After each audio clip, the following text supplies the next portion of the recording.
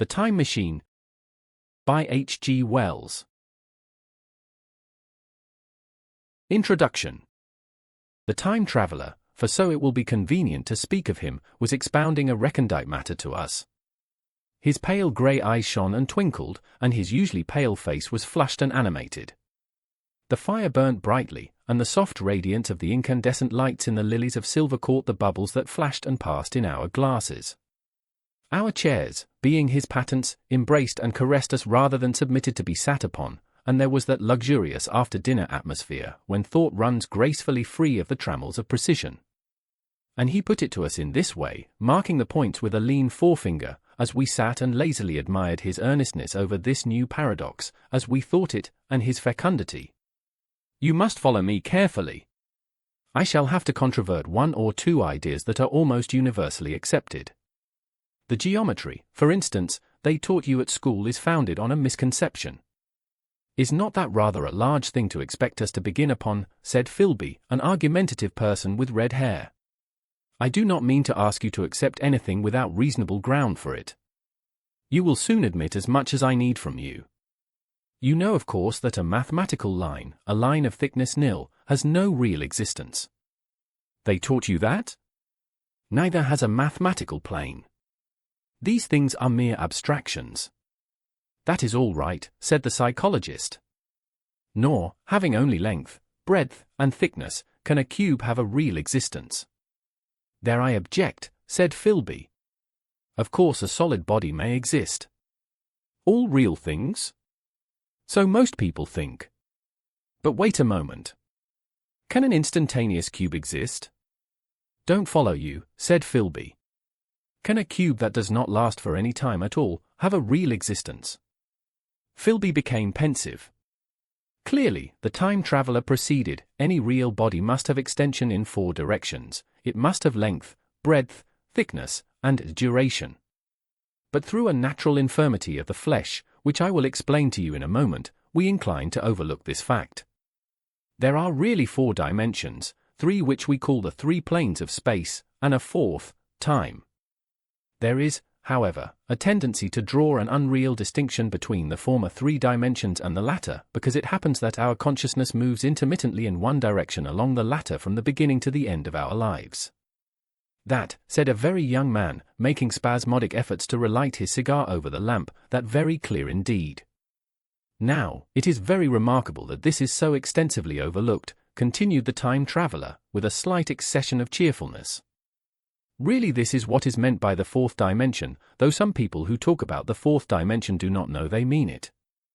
It is only another way of looking at time. There is no difference between time and any of the 3 dimensions of space except that our consciousness moves along it. But some foolish people have got hold of the wrong side of that idea. You have all heard what they have to say about this 4th dimension. I have not, said the provincial mayor. It is simply this. That space, as our mathematicians have it, is spoken of as having 3 dimensions, which one may call length, breadth, and thickness, and is always definable by reference to 3 planes, each at right angles to the others. But some philosophical people have been asking why 3 dimensions particularly, why not another direction at right angles to the other 3, and have even tried to construct a 4-dimensional geometry. Professor Simon Newcomb was expounding this to the New York Mathematical Society only a month or so ago. You know how on a flat surface, which has only 2 dimensions, we can represent a figure of a 3-dimensional solid, and similarly they think that by models of 3 dimensions they could represent one of 4, if they could master the perspective of the thing. See? I think so, murmured the provincial mayor, and, knitting his brows, he lapsed into an introspective state, his lips moving as one who repeats mystic words. Yes, I think I see it now, he said after some time, brightening in a quite transitory manner. Well, I do not mind telling you I have been at work upon this geometry of 4 dimensions for some time. Some of my results are curious. For instance, here is a portrait of a man at 8 years old, another at 15, another at 17, another at 23, and so on.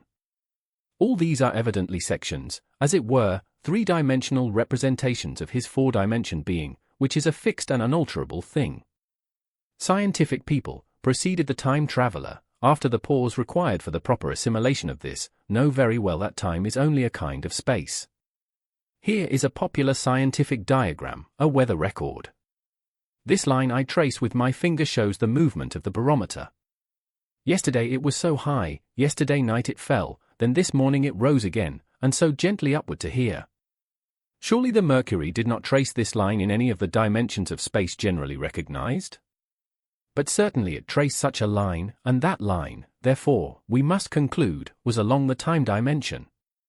But, said the medical man, staring hard at a coal in the fire, if time is really only a fourth dimension of space, why is it, and why has it always been, regarded as something different? And why cannot we move in time as we move about in the other dimensions of space? The time traveler smiled. Are you so sure we can move freely in space? Right and left we can go, backward and forward freely enough, and men always have done so. I admit we move freely in 2 dimensions. But how about up and down? Gravitation limits us there. Not exactly, said the medical man, there are balloons. But before the balloons, save for spasmodic jumping and the inequalities of the surface, man had no freedom of vertical movement. Still they could move a little up and down, said the medical man. Easier, far easier down than up. And you cannot move at all in time, you cannot get away from the present moment. My dear sir, that is just where you are wrong. That is just where the whole world has gone wrong. We are always getting away from the present moment. Our mental existences, which are immaterial and have no dimensions, are passing along the time dimension with a uniform velocity from the cradle to the grave. Just as we should travel down if we began our existence 50 miles above the Earth's surface. But the great difficulty is this, interrupted the psychologist. You can move about in all directions of space, but you cannot move about in time. That is the germ of my great discovery. But you are wrong to say that we cannot move about in time. For instance, if I am recalling an incident very vividly, I go back to the instant of its occurrence, I become absent-minded, as you say. I jump back for a moment. Of course we have no means of staying back for any length of time, any more than a savage or an animal has of staying 6 feet above the ground. But a civilized man is better off than the savage in this respect. He can go up against gravitation in a balloon, and why should he not hope that ultimately he may be able to stop or accelerate his drift along the time dimension, or even turn about and travel the other way?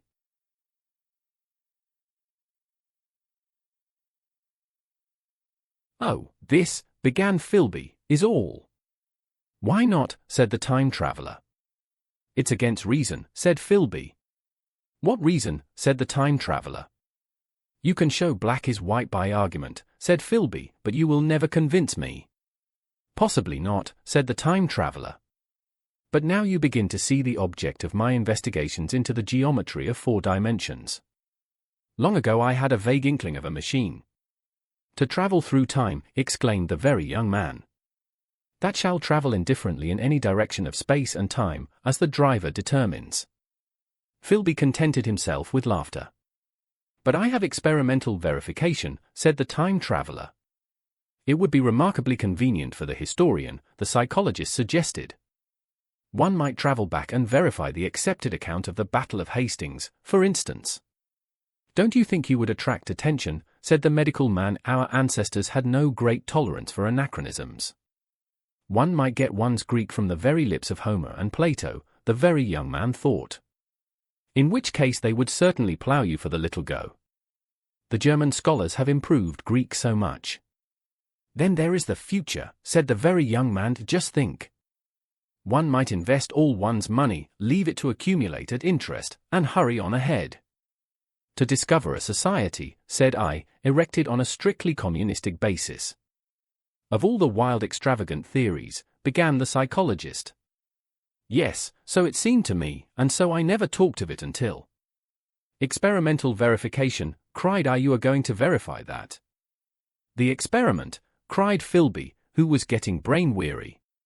Let's see your experiment anyhow, said the psychologist, though it's all humbug, you know. The time traveler smiled round at us. Then, still smiling faintly, and with his hands deep in his trousers pockets, he walked slowly out of the room, and we heard his slippers shuffling down the long passage to his laboratory. The psychologist looked at us. "I wonder what he's got." "Some sleight of hand trick or other," said the medical man, and Philby tried to tell us about a conjurer he had seen at Porcelain, but before he had finished his preface the time traveler came back, and Philby's anecdote collapsed. Chapter 1. The Machine. The thing the time traveler held in his hand was a glittering metallic framework, scarcely larger than a small clock, and very delicately made. There was ivory in it, and some transparent crystalline substance. And now I must be explicit, for this that follows, unless his explanation is to be accepted, is an absolutely unaccountable thing. He took one of the small octagonal tables that were scattered about the room, and set it in front of the fire, with 2 legs on the hearthrug. On this table he placed the mechanism. Then he drew up a chair and sat down. The only other object on the table was a small shaded lamp, the bright light of which fell upon the model. There were also perhaps a dozen candles about, 2 in brass candlesticks upon the mantel and several in sconces, so that the room was brilliantly illuminated. I sat in a low armchair nearest the fire, and I drew this forward so as to be almost between the time traveler and the fireplace. Philby sat behind him, looking over his shoulder. The medical man and the provincial mayor watched him in profile from the right, the psychologist from the left. The very young man stood behind the psychologist. We were all on the alert.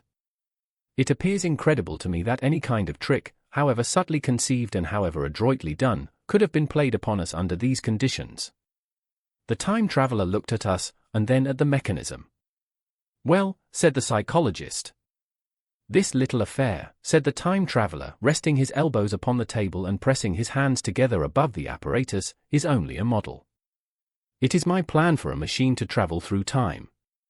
You will notice that it looks singularly askew, and that there is an odd twinkling appearance about this bar, as though it was in some way unreal." He pointed to the part with his finger. "Also, here is one little white lever, and here is another." The medical man got up out of his chair and peered into the thing. "It's beautifully made," he said. "It took 2 years to make," retorted the time traveler. Then, when we had all imitated the action of the medical man, he said, "Now I want you clearly to understand that this lever, being pressed over, sends the machine gliding into the future, and this other reverses the motion. This saddle represents the seat of a time traveler. Presently I am going to press the lever, and off the machine will go. It will vanish, pass into future time, and disappear. Have a good look at the thing. Look at the table too, and satisfy yourselves there is no trickery. I don't want to waste this model, and then be told I'm a quack." There was a minute's pause perhaps. The psychologist seemed about to speak to me, but changed his mind. Then the time traveler put forth his finger towards the lever. "No," he said suddenly. "Lend me your hand."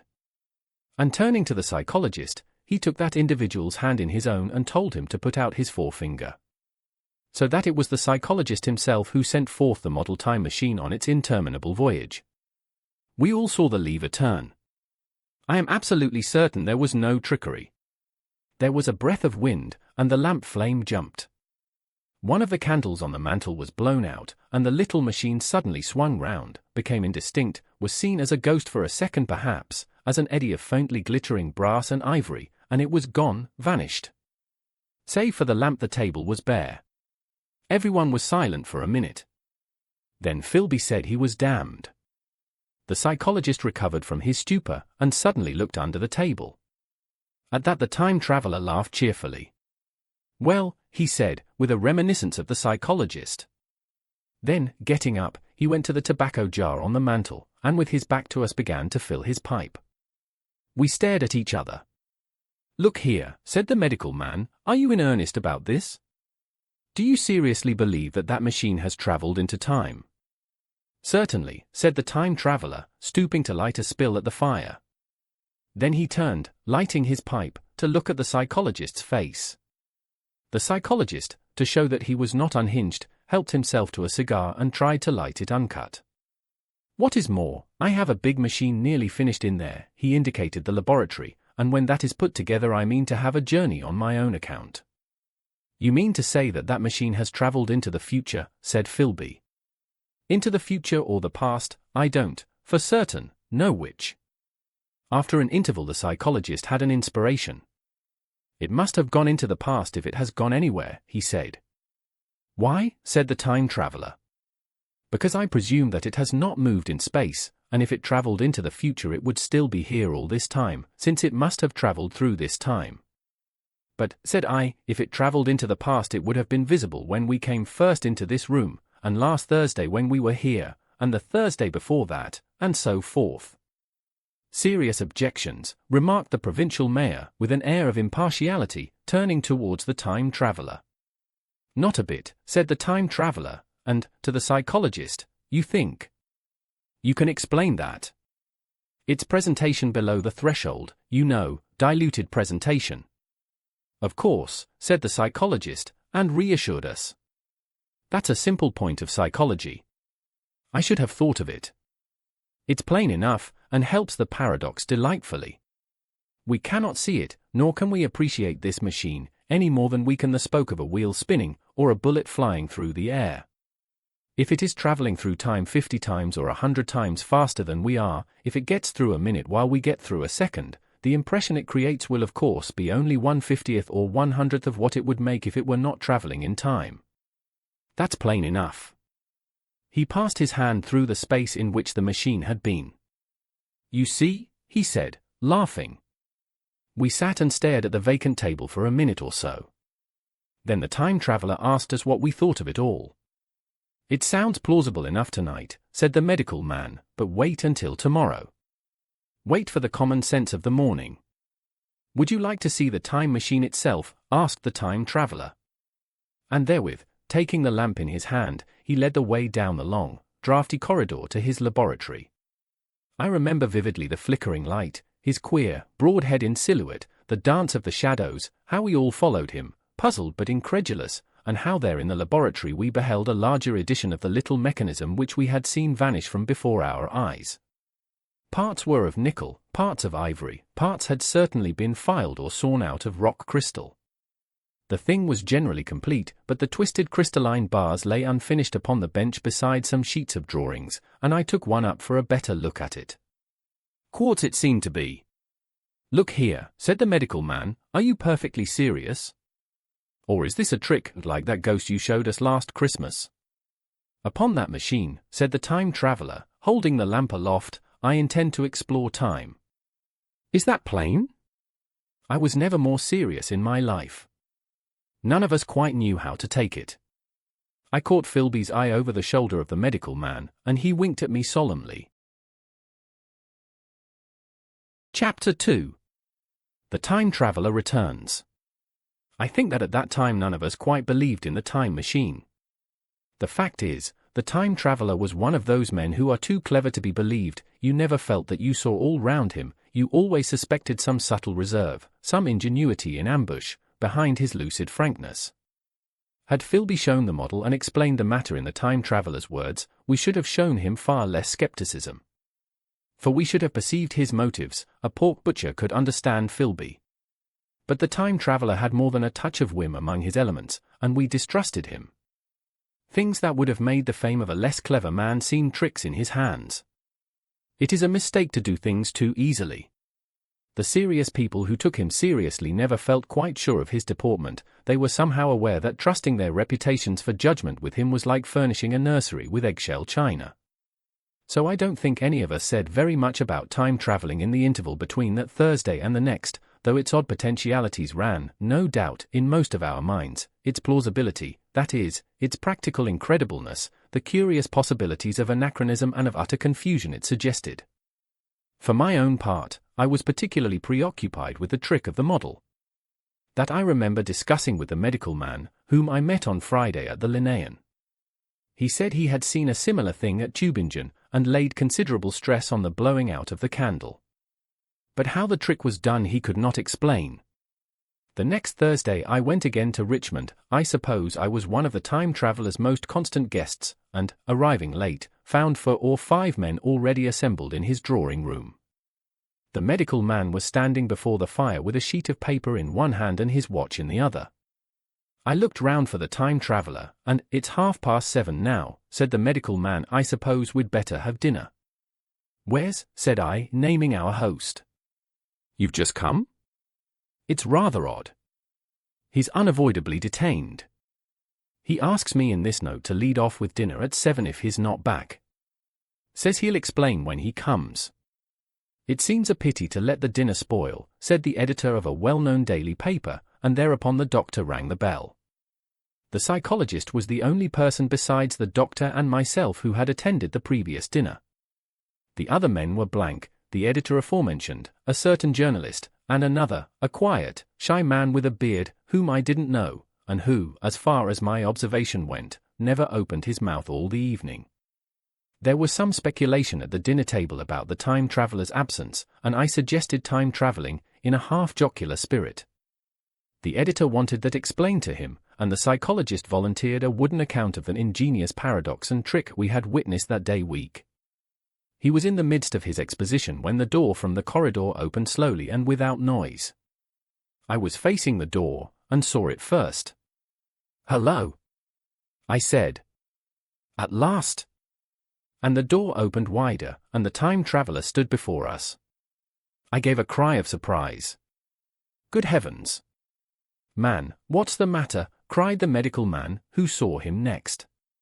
And the whole tableful turned towards the door. He was in an amazing plight. His coat was dusty and dirty and smeared with green down the sleeves, his hair disordered, and as it seemed to me grayer, either with dust and dirt or because its color had actually faded. His face was ghastly pale, his chin had a brown cut on it, a cut half-healed, his expression was haggard and drawn, as by intense suffering. For a moment he hesitated in the doorway, as if he had been dazzled by the light. Then he came into the room. He walked with just such a limp as I have seen in foots or tramps. We stared at him in silence, expecting him to speak. He said not a word, but came painfully to the table, and made a motion towards the wine. The editor filled a glass of champagne, and pushed it towards him. He drained it, and it seemed to do him good, for he looked round the table, and the ghost of his old smile flickered across his face. "What on earth have you been up to, man?" said the doctor. The time traveler did not seem to hear. "Don't let me disturb you," he said, with a certain faltering articulation. "I'm all right." He stopped, held out his glass for more, and took it off at a draught. "That's good," he said. His eyes grew brighter, and a faint color came into his cheeks. His glance flickered over our faces with a certain dull approval, and then went round the warm and comfortable room. Then he spoke again, still as it were feeling his way among his words. "I'm going to wash and dress, and then I'll come down and explain things. Save me some of that mutton. I'm starving for a bit of meat." He looked across at the editor, who was a rare visitor, and hoped he was all right. The editor began a question. "Tell you presently," said the time traveler. "I'm funny. Be all right in a minute." He put down his glass, and walked towards the staircase door. Again I remarked his lameness and the soft padding sound of his footfall, and standing up in my place, I saw his feet as he went out. He had nothing on them but a pair of tattered, blood-stained socks. Then the door closed upon him. I had half a mind to follow, till I remembered how he detested any fuss about himself. For a minute, perhaps, my mind was wool-gathering. Then, remarkable behavior of an eminent scientist, I heard the editor say, thinking, after his wont, in headlines. And this brought my attention back to the bright dinner table. "What's the game?" said the journalist. "Has he been doing the amateur cadger?" "I don't follow." I met the eye of the psychologist, and read my own interpretation in his face. I thought of the time traveler limping painfully upstairs. I don't think anyone else had noticed his lameness. The first to recover completely from this surprise was the medical man, who rang the bell. The time traveler hated to have servants waiting at dinner for a hot plate. At that the editor turned to his knife and fork with a grunt, and the silent man followed suit. The dinner was resumed. Conversation was exclamatory for a little while with gaps of wonderment, and then the editor got fervent in his curiosity. "Does our friend eke out his modest income with a crossing? Or has he his Nebuchadnezzar phases?" he inquired. I feel assured it's this business of the time machine, I said, and took up the psychologist's account of our previous meeting. The new guests were frankly incredulous. The editor raised objections. What was this time traveling? A man couldn't cover himself with dust by rolling in a paradox, could he? And then, as the idea came home to him, he resorted to caricature. Hadn't they any clothes brushes in the future? The journalist, too, would not believe at any price, and joined the editor in the easy work of heaping ridicule on the whole thing. They were both the new kind of journalist, very joyous, irreverent young men. Our special correspondent in the Day After Tomorrow reports, the journalist was saying, or rather shouting, when the time traveler came back. He was dressed in ordinary evening clothes, and nothing save his haggard look remained of the change that had startled me. I say, said the editor hilariously, these chaps here say you have been travelling into the middle of next week. Tell us all about Little Rosebery, will you? What will you take for the lot? The time traveler came to the place reserved for him without a word. He smiled quietly, in his old way. Where's my mutton, he said. What a treat it is to stick a fork into meat again. Story, cried the editor. Story be damned, said the time traveler. I want something to eat. I won't say a word until I get some peptone into my arteries. Thanks. And the salt? One word, said I. Have you been time traveling? Yes, said the time traveler, with his mouth full, nodding his head. I'd give $1 a line for a verbatim note, said the editor. The time traveler pushed his glass towards the silent man and rang it with his fingernail, at which the silent man, who had been staring at his face, started convulsively, and poured him wine. The rest of the dinner was uncomfortable. For my own part, sudden questions kept on rising to my lips, and I dare say it was the same with the others. The journalist tried to relieve the tension by telling anecdotes of Hetty Potter. The time traveler devoted his attention to his dinner, and displayed the appetite of a tramp. The medical man smoked a cigarette, and watched the time traveler through his eyelashes. The silent man seemed even more clumsy than usual, and drank champagne with regularity and determination out of sheer nervousness. At last the time traveler pushed his plate away, and looked round us. I suppose I must apologize, he said. I was simply starving. I've had a most amazing time. He reached out his hand for a cigar, and cut the end. But come into the smoking room. It's too long a story to tell over greasy plates. And ringing the bell in passing, he led the way into the adjoining room. You have told blank, and dash, and chose about the machine, he said to me, leaning back in his easy chair and naming the 3 new guests. But the thing's a mere paradox, said the editor. I can't argue tonight. I don't mind telling you the story, but I can't argue. I will, he went on, tell you the story of what has happened to me, if you like, but you must refrain from interruptions. I want to tell it. Badly. Most of it will sound like lying. So be it. It's true, every word of it, all the same. I was in my laboratory at 4 o'clock, and since then? I've lived 8 days, such days as no human being ever lived before. I'm nearly worn out, but I shan't sleep till I've told this thing over to you. Then I shall go to bed. But no interruptions. Is it agreed? Agreed, said the editor, and the rest of us echoed agreed. And with that the time traveler began his story as I have set it forth. He sat back in his chair at first, and spoke like a weary man. Afterwards he got more animated.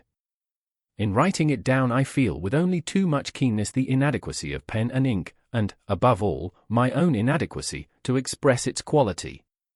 You read, I will suppose, attentively enough, but you cannot see the speaker's white, sincere face in the bright circle of the little lamp, nor hear the intonation of his voice.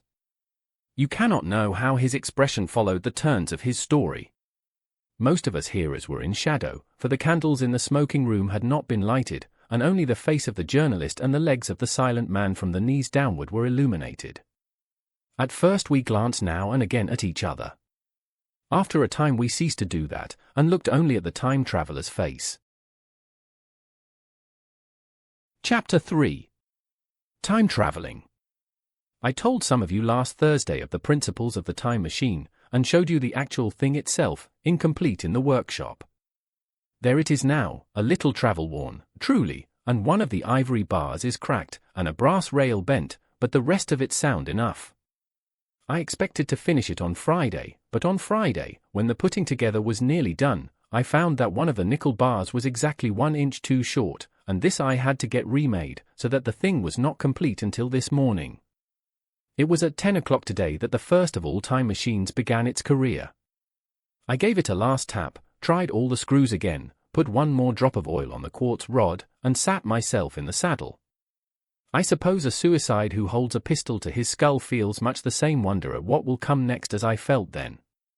I took the starting lever in one hand and the stopping one in the other, pressed the first, and almost immediately the second. I seemed to reel, I felt a nightmare sensation of falling, and, looking round, I saw the laboratory exactly as before. Had anything happened? For a moment I suspected that my intellect had tricked me. Then I noted the clock. A moment before, as it seemed, it had stood at a minute or so past 10, now it was nearly 3:30. I drew a breath, set my teeth, gripped the starting lever with both hands, and went off with a thud. The laboratory got hazy and went dark. Mrs. Watchett came in and walked, apparently without seeing me, towards the garden door. I suppose it took her a minute or so to traverse the place, but to me she seemed to shoot across the room like a rocket. I pressed the lever over to its extreme position. The night came like the turning out of a lamp, and in another moment came tomorrow. The laboratory grew faint and hazy, then fainter and ever fainter. Tomorrow night came black, then day again, night again, day again, faster and faster still. An eddying murmur filled my ears, and a strange, dumb confusedness descended on my mind. I am afraid I cannot convey the peculiar sensations of time traveling. They are excessively unpleasant. There is a feeling exactly like that one has upon a switchback, of a helpless headlong motion. I felt the same horrible anticipation, too, of an imminent smash. As I put on pace, night followed day like the flapping of a black wing. The dim suggestion of the laboratory seemed presently to fall away from me, and I saw the sun hopping swiftly across the sky, leaping it every minute, and every minute marking a day. I supposed the laboratory had been destroyed and I had come into the open air. I had a dim impression of scaffolding, but I was already going too fast to be conscious of any moving things. The slowest snail that ever crawled dashed by too fast for me. The twinkling succession of darkness and light was excessively painful to the eye. Then, in the intermittent darknesses, I saw the moon spinning swiftly through her quarters from new to full, and had a faint glimpse of the circling stars. Presently, as I went on, still gaining velocity, the palpitation of night and day merged into one continuous grayness, the sky took on a wonderful deepness of blue, a splendid luminous color like that of early twilight, the jerking sun became a streak of fire, a brilliant arch, in space, the moon a fainter fluctuating band, and I could see nothing of the stars, save now and then a brighter circle flickering in the blue. The landscape was misty and vague. I was still on the hillside upon which this house now stands, and the shoulder rose above me grey and dim.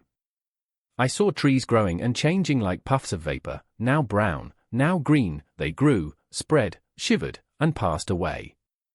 I saw huge buildings rise up faint and fair, and pass like dreams. The whole surface of the earth seemed changed, melting and flowing under my eyes. The little hands upon the dials that registered my speed raced round faster and faster. Presently I noted that the sun belt swayed up and down, from solstice to solstice, in a minute or less, and that consequently my pace was over a year a minute, and minute by minute the white snow flashed across the world, and vanished, and was followed by the bright, brief green of spring. The unpleasant sensations of the start were less poignant now. They merged at last into a kind of hysterical exhilaration. I remarked, indeed, a clumsy swaying of the machine, for which I was unable to account. But my mind was too confused to attend to it, so with a kind of madness growing upon me, I flung myself into futurity. At first I scarce thought of stopping, scarce thought of anything but these new sensations. But presently a fresh series of impressions grew up in my mind, a certain curiosity and therewith a certain dread, until at last they took complete possession of me. What strange developments of humanity, what wonderful advances upon our rudimentary civilization, I thought, might not appear when I came to look nearly into the dim elusive world that raced and fluctuated before my eyes. I saw great and splendid architecture rising about me, more massive than any buildings of our own time, and yet, as it seemed, built of glimmer and mist. I saw a richer green flow up the hillside, and remain there, without any wintry intermission. Even through the veil of my confusion the earth seemed very fair. And so my mind came round to the business of stopping. The peculiar risk lay in the possibility of my finding some substance in the space which I, or the machine, occupied. So long as I travelled at a high velocity through time, this scarcely mattered. I was, so to speak, attenuated, was slipping like a vapour through the interstices of intervening substances. But to come to a stop involved the jamming of myself, molecule by molecule, into whatever lay in my way, meant bringing my atoms into such intimate contact with those of the obstacle that a profound chemical reaction, possibly a far-reaching explosion, would result, and blow myself and my apparatus out of all possible dimensions, into the unknown. This possibility had occurred to me again and again while I was making the machine, but then I had cheerfully accepted it as an unavoidable risk, one of the risks a man has got to take. Now the risk was inevitable, I no longer saw it in the same cheerful light. The fact is that, insensibly, the absolute strangeness of everything, the sickly jarring and swaying of the machine, above all, the feeling of prolonged falling, had absolutely upset my nerves. I told myself that I could never stop, and with a gust of petulance I resolved to stop forthwith. Like an impatient fool, I lugged over the lever, and incontinently the thing went reeling over, and I was flung headlong through the air. There was the sound of a clap of thunder in my ears. I may have been stunned for a moment. A pitiless hail was hissing round me, and I was sitting on soft turf in front of the overset machine. Everything still seemed grey, but presently I remarked that the confusion in my ears was gone. I looked round me. I was on what seemed to be a little lawn in a garden, surrounded by rhododendron bushes, and I noticed that their mauve and purple blossoms were dropping in a shower under the beating of the hailstones. The rebounding, dancing hail hung in a little cloud over the machine, and drove along the ground like smoke. In a moment I was wet to the skin. "Fine hospitality," said I, to a man who has travelled innumerable years to see you. Presently I thought what a fool I was to get wet. I stood up and looked round me. A colossal figure, carved apparently in some white stone, loomed indistinctly beyond the rhododendrons through the hazy downpour. But all else of the world was invisible. My sensations would be hard to describe. As the columns of hail grew thinner, I saw the white figure more distinctly. It was very large, for a silver birch tree touched its shoulder. It was of white marble, in shape something like a winged sphinx, but the wings, instead of being carried vertically at the sides, were spread so that it seemed to hover.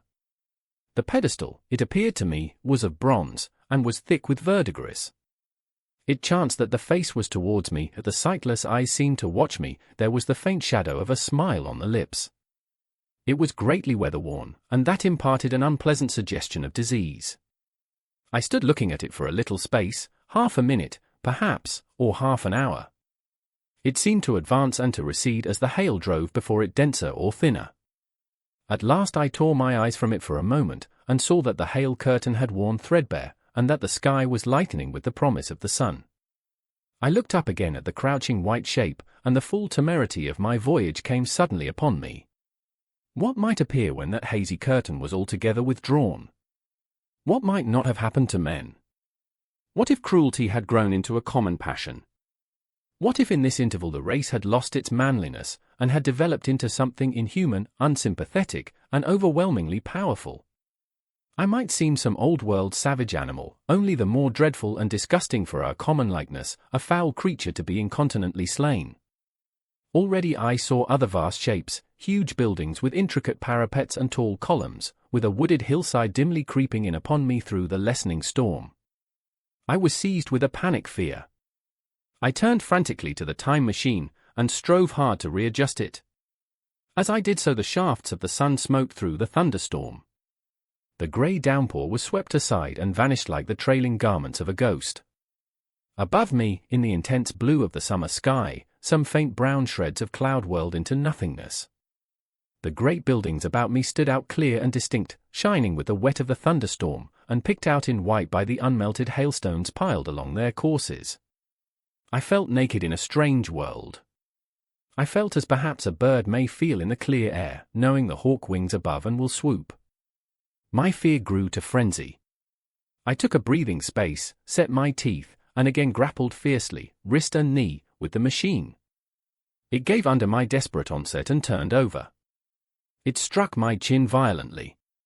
One hand on the saddle, the other on the lever, I stood panting heavily in attitude to mount again. But with this recovery of a prompt retreat my courage recovered. I looked more curiously and less fearfully at this world of the remote future. In a circular opening, high up in the wall of the nearer house, I saw a group of figures clad in rich soft robes. They had seen me, and their faces were directed towards me. Then I heard voices approaching me. Coming through the bushes by the white Sphinx were the heads and shoulders of men running.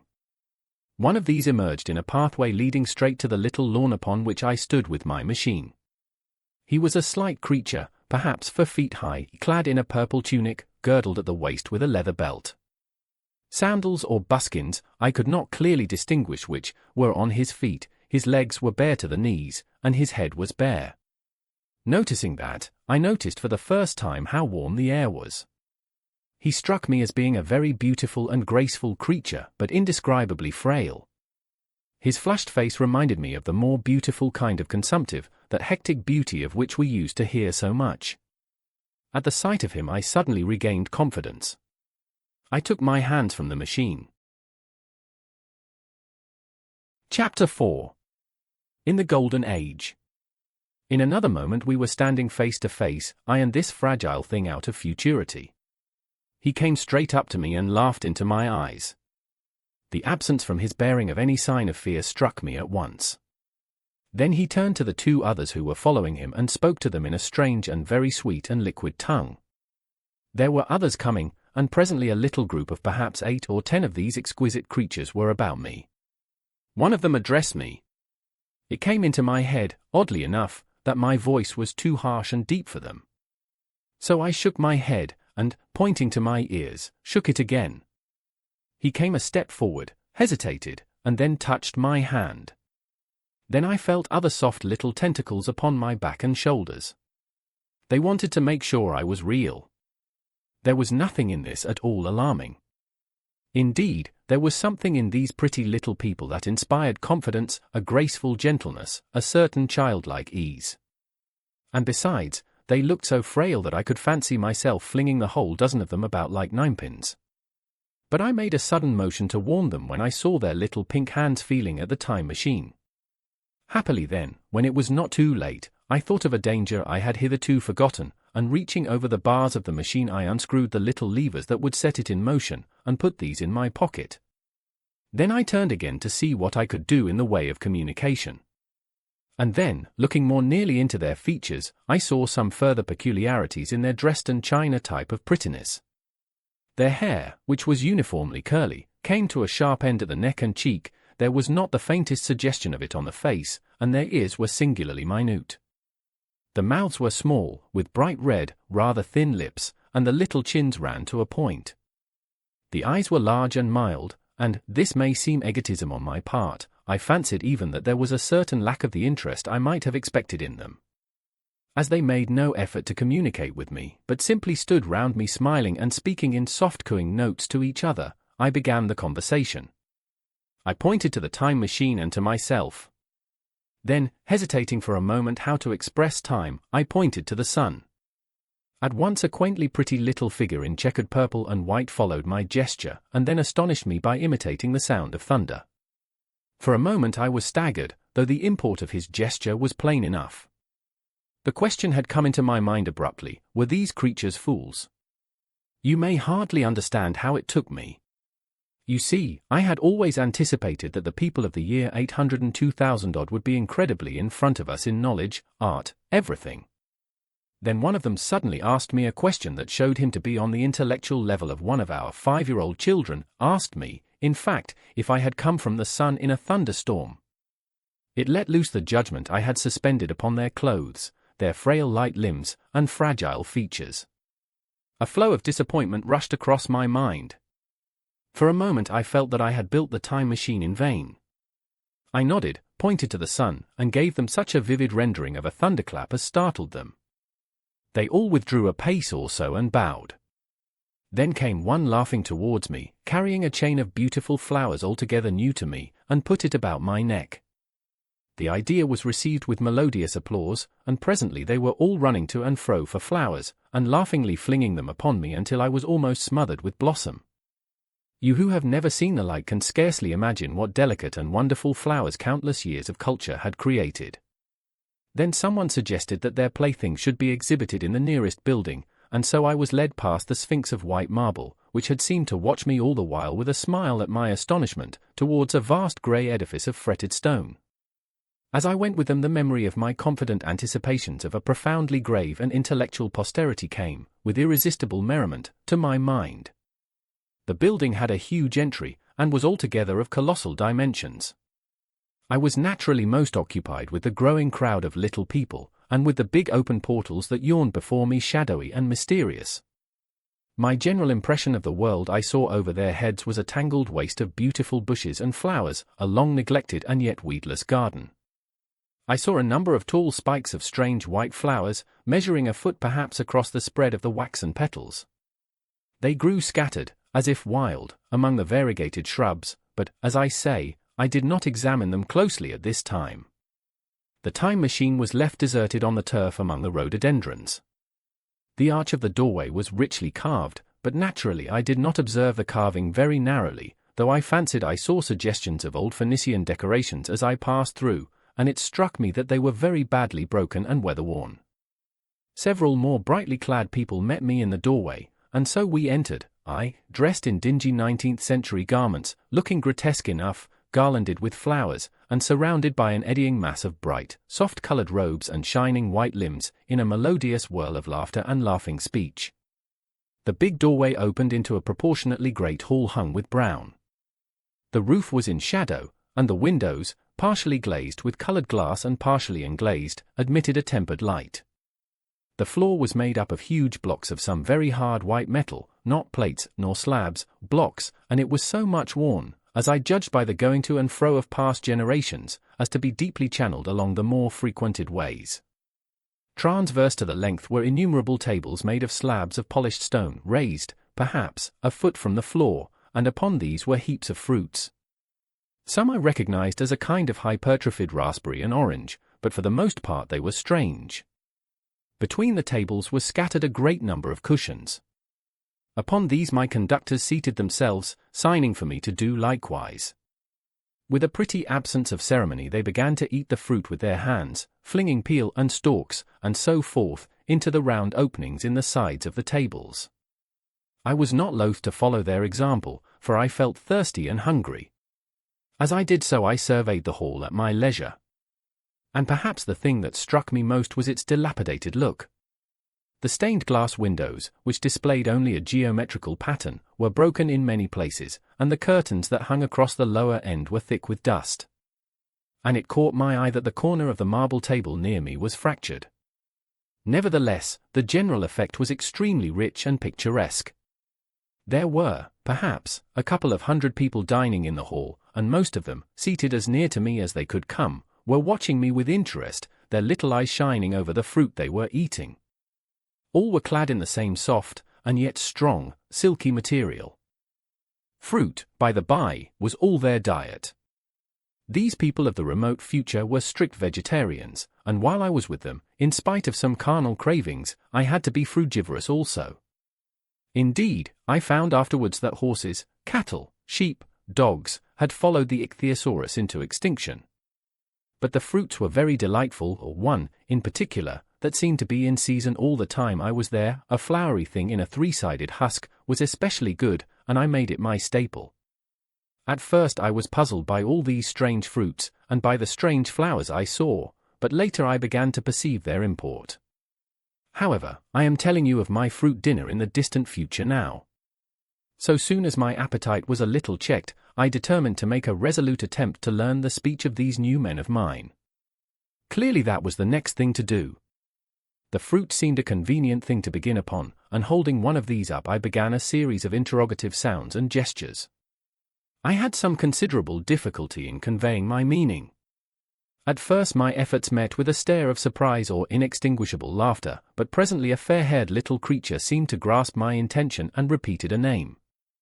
They had to chatter and explain the business at great length to each other, and my first attempts to make the exquisite little sounds of their language caused an immense amount of genuine, if uncivil, amusement.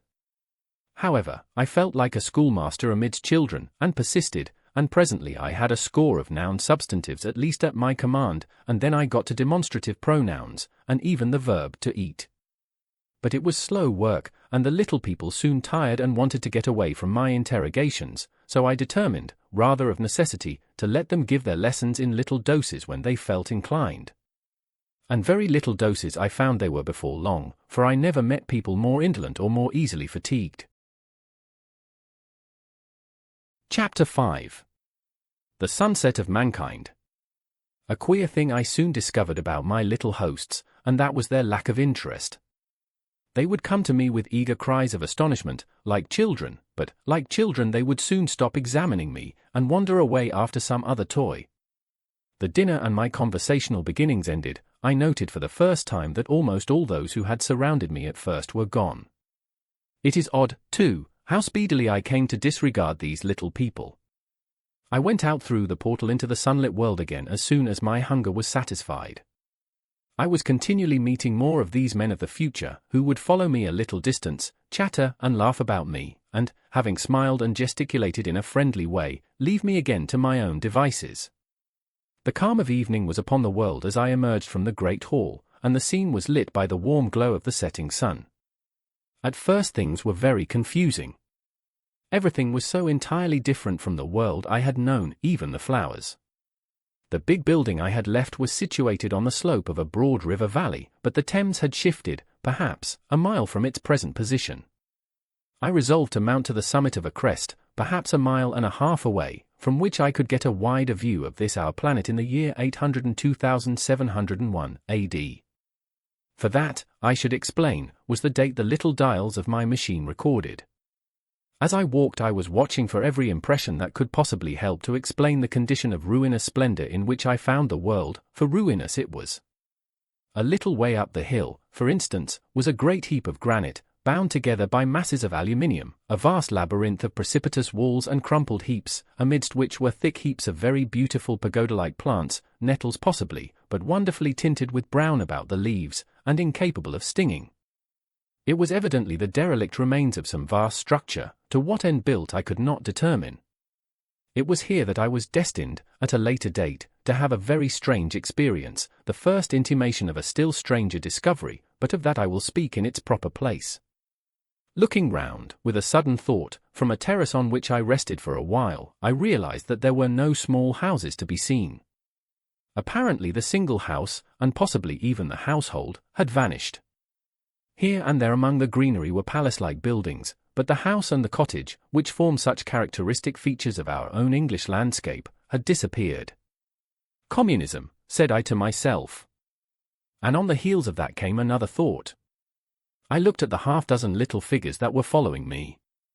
Then, in a flash, I perceived that all had the same form of costume, the same soft hairless visage, and the same girlish rotundity of limb. It may seem strange, perhaps, that I had not noticed this before. But everything was so strange. Now, I saw the fact plainly enough. In costume, and in all the differences of texture and bearing that now mark off the sexes from each other, these people of the future were alike. And the children seemed to my eyes to be but the miniatures of their parents. I judged then that the children of that time were extremely precocious, physically at least, and I found afterwards abundant verification of my opinion.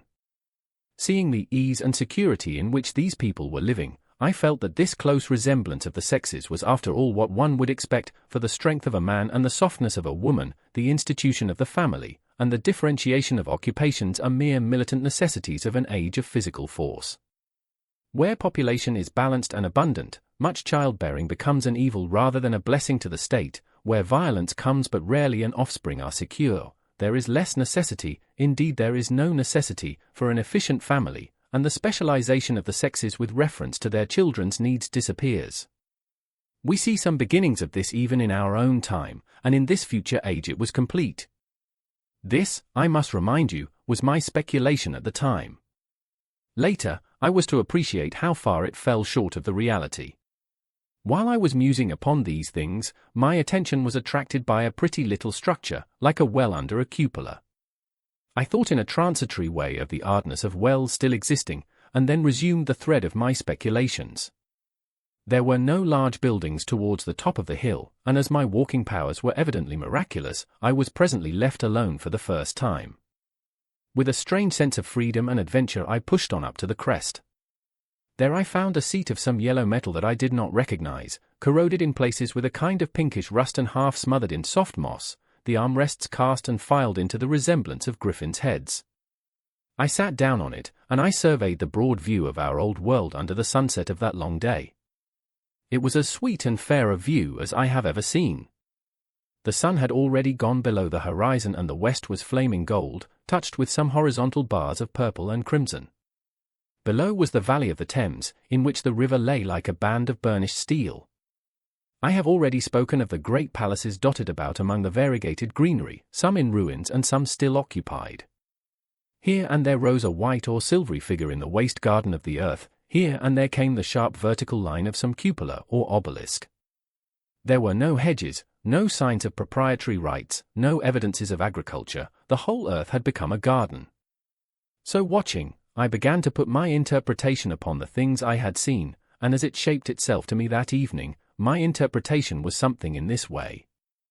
Afterwards I found I had got only a half-truth, or only a glimpse of one facet of the truth. It seemed to me that I had happened upon humanity upon the wane. The ruddy sunset set me thinking of the sunset of mankind. For the first time I began to realize an odd consequence of the social effort in which we are at present engaged. And yet, come to think, it is a logical consequence enough. Strength is the outcome of need, security sets a premium on feebleness. The work of ameliorating the conditions of life, the true civilizing process that makes life more and more secure, had gone steadily on to a climax. One triumph of a united humanity over nature had followed another. Things that are now mere dreams had become projects deliberately put in hand and carried forward. And the harvest was what I saw. After all, the sanitation and the agriculture of today are still in the rudimentary stage. The science of our time has attacked but a little department of the field of human disease, but, even so, it spreads its operations very steadily and persistently. Our agriculture and horticulture destroy a weed just here and there and cultivate perhaps a score or so of wholesome plants, leaving the greater number to fight out a balance as they can. We improve our favorite plants and animals, and how few they are, gradually by selective breeding, now a new and better peach, now a seedless grape, now a sweeter and larger flower, now a more convenient breed of cattle. We improve them gradually, because our ideals are vague and tentative, and our knowledge is very limited, because nature, too, is shy and slow in our clumsy hands. Some day all this will be better organized, and still better. That is the drift of the current in spite of the eddies. The whole world will be intelligent, educated, and cooperating. Things will move faster and faster towards the subjugation of nature. In the end, wisely and carefully we shall readjust the balance of animal and vegetable life to suit our human needs. This adjustment, I say, must have been done, and done well, done indeed for all time, in the space of time across which my machine had leapt. The air was free from gnats, the earth from weeds or fungi, everywhere were fruits and sweet and delightful flowers, brilliant butterflies flew hither and thither. The ideal of preventive medicine was attained. Diseases had been stamped out.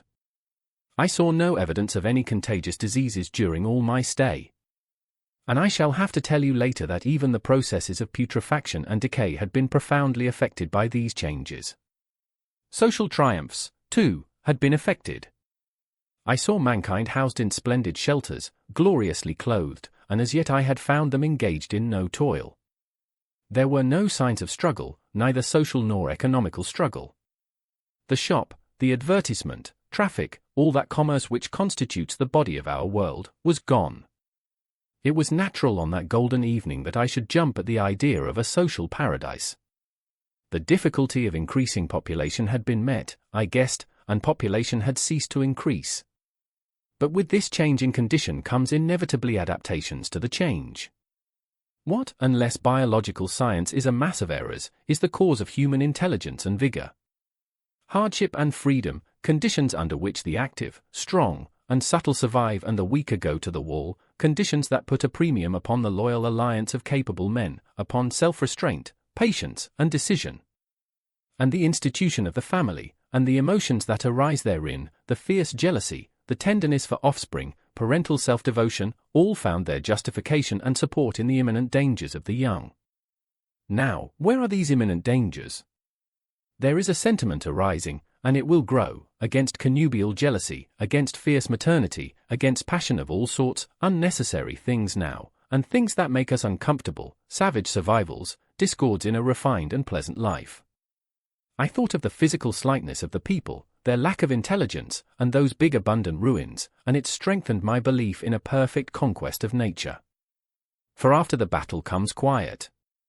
Humanity had been strong, energetic, and intelligent, and had used all its abundant vitality to alter the conditions under which it lived. And now came the reaction of the altered conditions. Under the new conditions of perfect comfort and security, that restless energy, that with us is strength, would become weakness. Even in our own time, certain tendencies and desires, once necessary to survival, are a constant source of failure. Physical courage and the love of battle, for instance, are no great help, may even be hindrances, to a civilized man. And in a state of physical balance and security, power, intellectual as well as physical, would be out of place. For countless years I judged there had been no danger of war or solitary violence, no danger from wild beasts, no wasting disease to require strength of constitution, no need of toil. For such a life, what we should call the weak are as well equipped as the strong, are indeed no longer weak. Better equipped indeed they are, for the strong would be fretted by an energy for which there was no outlet. No doubt the exquisite beauty of the buildings I saw was the outcome of the last surgings of the now purposeless energy of mankind before it settled down into perfect harmony with the conditions under which it lived, the flourish of that triumph which began the last great peace. This has ever been the fate of energy and security, it takes to art and to eroticism, and then come languor and decay. Even this artistic impetus would at last die away, had almost died in the time I saw. To adorn themselves with flowers, to dance, to sing in the sunlight, so much was left of the artistic spirit, and no more. Even that would fade in the end into a contented inactivity. We are kept keen on the grindstone of pain and necessity, and it seemed to me that here was that hateful grindstone broken at last. As I stood there in the gathering dark, I thought that in this simple explanation I had mastered the problem of the world, mastered the whole secret of these delicious people. Possibly the checks they had devised for the increase of population had succeeded too well, and their numbers had rather diminished than kept stationary. That would account for the abandoned ruins. Very simple was my explanation, and plausible enough, as most wrong theories are. Chapter 6. A sudden shock. As I stood there musing over this too perfect triumph of man, the full moon, yellow and gibbous, came up out of an overflow of silver light in the northeast. The bright little figure ceased to move about below, a noiseless owl flitted by, and I shivered with the chill of the night. I determined to descend and find where I could sleep. I looked for the building I knew. Then my eye travelled along to the figure of the white Sphinx upon the pedestal of bronze, growing distinct as the light of the rising moon grew brighter. I could see the silver birch against it. There was the tangle of rhododendron bushes, black in the pale light, and there was the little lawn. I looked at the lawn again. A queer doubt chilled my complacency. No, said I stoutly to myself, that was not the lawn. But it was the lawn. For the white leprous face of the Sphinx was towards it. Can you imagine what I felt as this conviction came home to me? But you cannot. The time machine was gone. At once, like a lash across the face, came the possibility of losing my own age, of being left helpless in this strange new world. The bare thought of it was an actual physical sensation. I could feel it grip me at the throat and stop my breathing. In another moment I was in a passion of fear and running with great leaping strides down the slope. Once I fell headlong and cut my face. I lost no time in stanching the blood, but jumped up and ran on, with a warm trickle down my cheek and chin. All the time I ran I was saying to myself, they have moved it a little, pushed it under the bushes out of the way. Nevertheless, I ran with all my might. All the time, with the certainty that sometimes comes with excessive dread, I knew that such assurance was folly, knew instinctively that the machine was removed out of my reach. My breath came with pain. I suppose I covered the whole distance from the hill crest to the little lawn, 2 miles perhaps, in 10 minutes. And I am not a young man. I cursed aloud, as I ran, at my confident folly in leaving the machine, wasting good breath thereby. I cried aloud, and none answered. Not a creature seemed to be stirring in that moonlit world. When I reached the lawn my worst fears were realized. Not a trace of the thing was to be seen.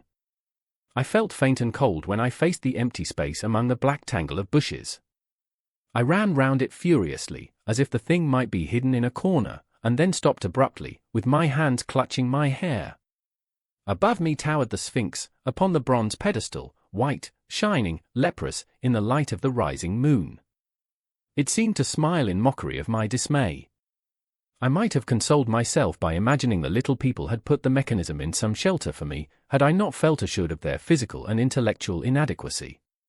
That is what dismayed me, the sense of some hitherto unsuspected power, through whose intervention my invention had vanished. Yet, for one thing I felt assured, unless some other age had produced its exact duplicate, the machine could not have moved in time. The attachment of the levers, I will show you the method later, prevented anyone from tampering with it in that way when they were removed. It had moved, and was hid, only in space. But then, where could it be? I think I must have had a kind of frenzy. I remember running violently in and out among the moonlit bushes all round the Sphinx, and startling some white animal that, in the dim light, I took for a small deer. I remember, too, late that night, beating the bushes with my clenched fist until my knuckles were gashed and bleeding from the broken twigs. Then, sobbing and raving in my anguish of mind, I went down to the great building of stone. The big hall was dark, silent, and deserted. I slipped on the uneven floor, and fell over one of the malachite tables, almost breaking my shin. I lit a match and went on past the dusty curtains, of which I have told you. There I found a second great hall covered with cushions, upon which, perhaps, a score or so of the little people were sleeping. I have no doubt they found my second appearance strange enough, coming suddenly out of the quiet darkness with inarticulate noises and the splutter and flare of a match. For they had forgotten about matches. Where is my time machine? I began, bawling like an angry child, laying hands upon them and shaking them up together. It must have been very queer to them. Some laughed, most of them looked sorely frightened. When I saw them standing round me, it came into my head that I was doing as foolish a thing as it was possible for me to do under the circumstances, in trying to revive the sensation of fear. For, reasoning from their daylight behavior, I thought that fear must be forgotten. Abruptly, I dashed down the match, and knocking one of the people over in my course, went blundering across the big dining hall again, out under the moonlight. I heard cries of terror and their little feet running and stumbling this way and that. I do not remember all I did as the moon crept up the sky. I suppose it was the unexpected nature of my loss that maddened me. I felt hopelessly cut off from my own kind, a strange animal in an unknown world. I must have raved to and fro, screaming and crying upon God and fate. I have a memory of horrible fatigue, as the long night of despair wore away, of looking in this impossible place and that, of groping among moonlit ruins and touching strange creatures in the black shadows, at last, of lying on the ground near the Sphinx and weeping with absolute wretchedness, even anger at the folly of leaving the machine having leaked away with my strength. I had nothing left but misery. Then I slept, and when I woke again it was full day, and a couple of sparrows were hopping round me on the turf within reach of my arm. I sat up in the freshness of the morning, trying to remember how I had got there, and why I had such a profound sense of desertion and despair. Then things came clear in my mind. With the plain, reasonable daylight, I could look my circumstances fairly in the face. I saw the wild folly of my frenzy overnight, and I could reason with myself. Suppose the worst, I said. Suppose the machine altogether lost, perhaps destroyed? It behoves me to be calm and patient, to learn the way of the people, to get a clear idea of the method of my loss, and the means of getting materials and tools, so that in the end, perhaps, I may make another. That would be my only hope, a poor hope, perhaps, but better than despair. And, after all, it was a beautiful and curious world. But probably the machine had only been taken away. Still, I must be calm and patient, find its hiding place, and recover it by force or cunning. And with that I scrambled to my feet and looked about me, wondering where I could bathe.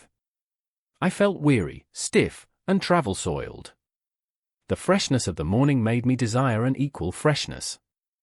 I had exhausted my emotion. Indeed, as I went about my business, I found myself wondering at my intense excitement overnight. I made a careful examination of the ground about the little lawn. I wasted some time in futile questionings, conveyed, as well as I was able, to such of the little people as came by.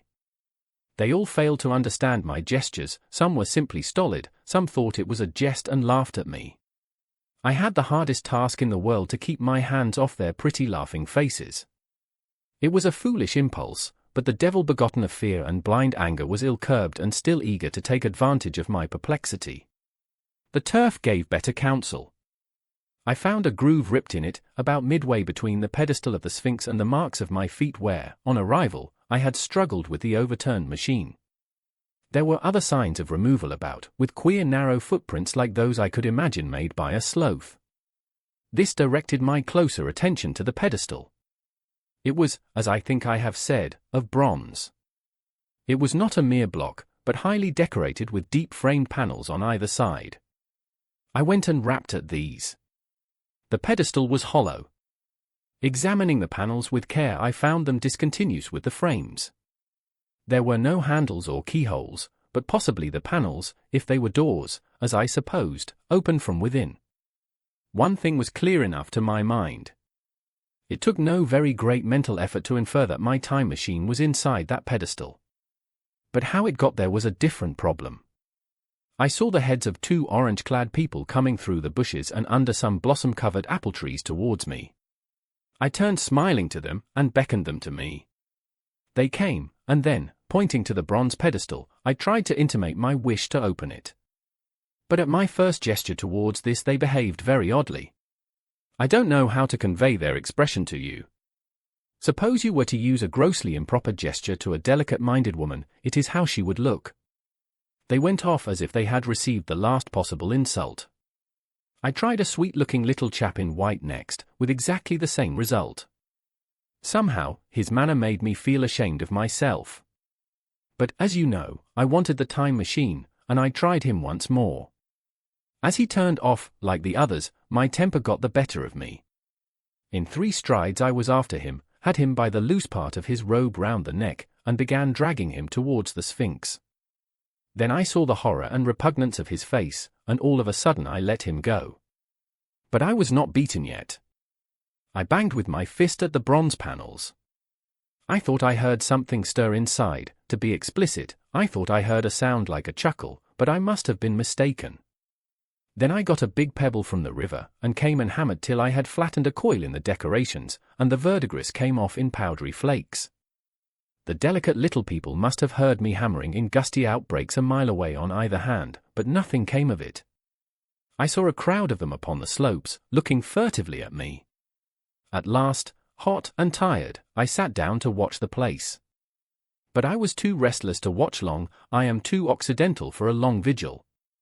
I could work at a problem for years, but to wait inactive for 24 hours, that is another matter. I got up after a time, and began walking aimlessly through the bushes towards the hill again. Patience, said I to myself. If you want your machine again, you must leave that Sphinx alone. If they mean to take your machine away, it's little good your wrecking their bronze panels, and if they don't, you will get it back as soon as you can ask for it.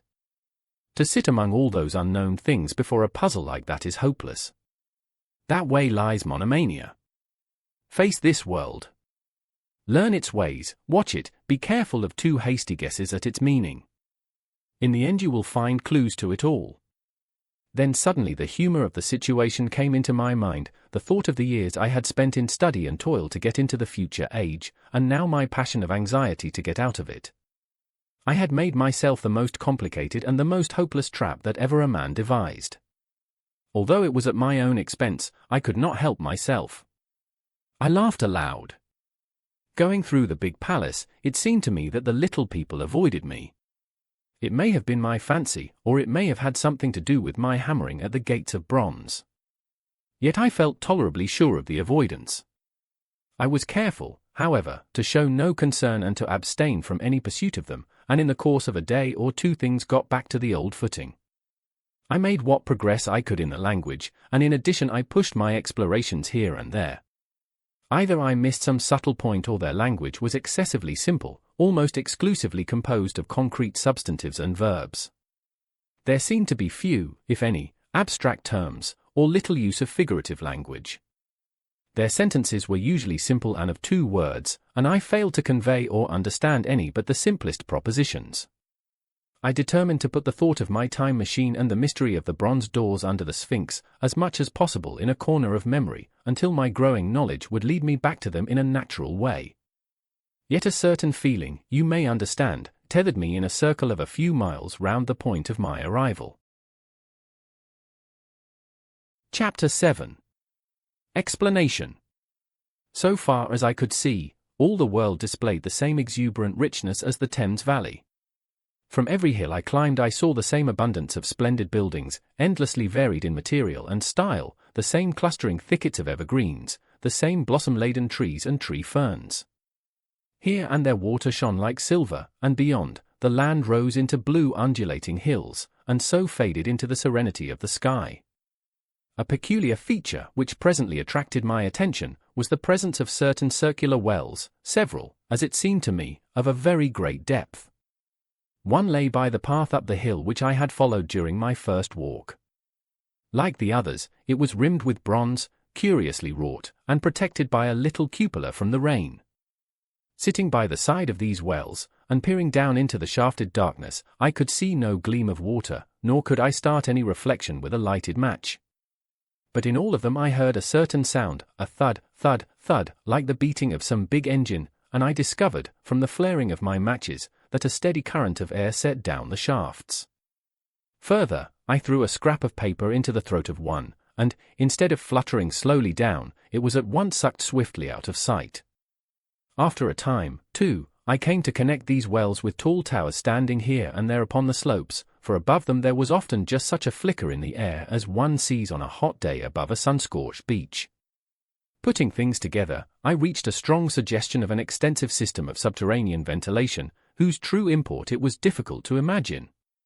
I was at first inclined to associate it with the sanitary apparatus of these people. It was an obvious conclusion, but it was absolutely wrong. And here I must admit that I learnt very little of drains and bells and modes of conveyance, and the like conveniences, during my time in this real future. In some of these visions of utopias and coming times which I have read, there is a vast amount of detail about building, and social arrangements, and so forth. But while such details are easy enough to obtain when the whole world is contained in one's imagination, they are altogether inaccessible to a real traveller amid such realities as I found here. Conceive the tale of London which a Negro, fresh from Central Africa, would take back to his tribe. What would he know of railway companies, of social movements, of telephone and telegraph wires, of the parcels delivery company, and postal orders and the like? Yet we, at least, should be willing enough to explain these things to him. And even of what he knew, how much could he make his untravelled friend either apprehend or believe? Then, think how narrow the gap between a Negro and a white man of our own times, and how wide the interval between myself and these of the Golden Age. I was sensible of much which was unseen, and which contributed to my comfort, but save for a general impression of automatic organization, I fear I can convey very little of the difference to your mind. In the matter of sepulture, for instance, I could see no signs of crematoria nor anything suggestive of tombs. But it occurred to me that, possibly, there might be cemeteries, or crematoria, somewhere beyond the range of my explorings.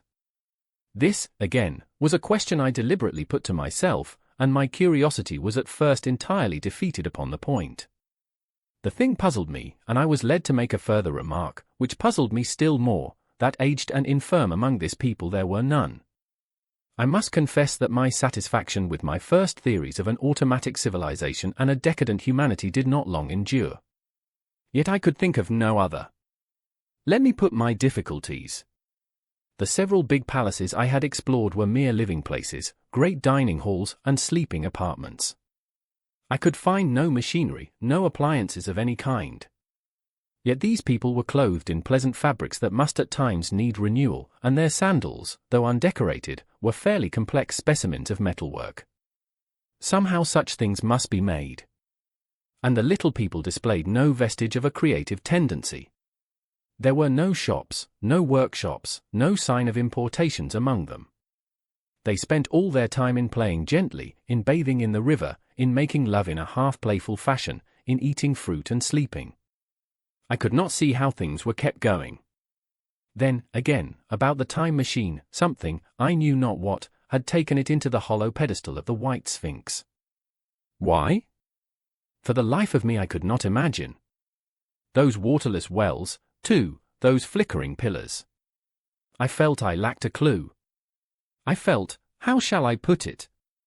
Suppose you found an inscription, with sentences here and there in excellent plain English, and interpolated therewith, others made up of words, of letters even, absolutely unknown to you. Well, on the third day of my visit, that was how the world of 802,701 presented itself to me.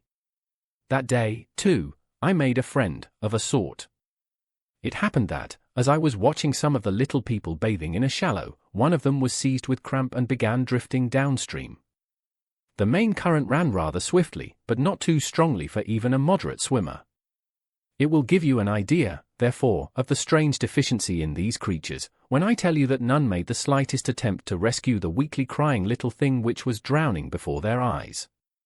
When I realized this, I hurriedly slipped off my clothes, and, wading in at a point lower down, I caught the poor mite and drew her safe to land. A little rubbing of the limbs soon brought her round, and I had the satisfaction of seeing she was all right before I left her. I had got to such a low estimate of her kind that I did not expect any gratitude from her. In that, however, I was wrong. This happened in the morning. In the afternoon I met my little woman, as I believe it was, as I was returning towards my center from an exploration, and she received me with cries of delight and presented me with a big garland of flowers, evidently made for me and me alone. The thing took my imagination. Very possibly I had been feeling desolate. At any rate I did my best to display my appreciation of the gift. We were soon seated together in a little stone arbor, engaged in conversation, chiefly of smiles. The creature's friendliness affected me exactly as a child's might have done. We passed each other flowers, and she kissed my hands. I did the same to hers. Then I tried talk, and found that her name was Weena, which, though I don't know what it meant, somehow seemed appropriate enough. That was the beginning of a queer friendship which lasted a week, and ended, as I will tell you. She was exactly like a child. She wanted to be with me always. She tried to follow me everywhere, and on my next journey out and about it went to my heart to tire her down, and leave her at last, exhausted and calling after me rather plaintively. But the problems of the world had to be mastered. I had not, I said to myself, come into the future to carry on a miniature flirtation. Yet her distress when I left her was very great, her expostulations at the parting were sometimes frantic, and I think, altogether, I had as much trouble as comfort from her devotion.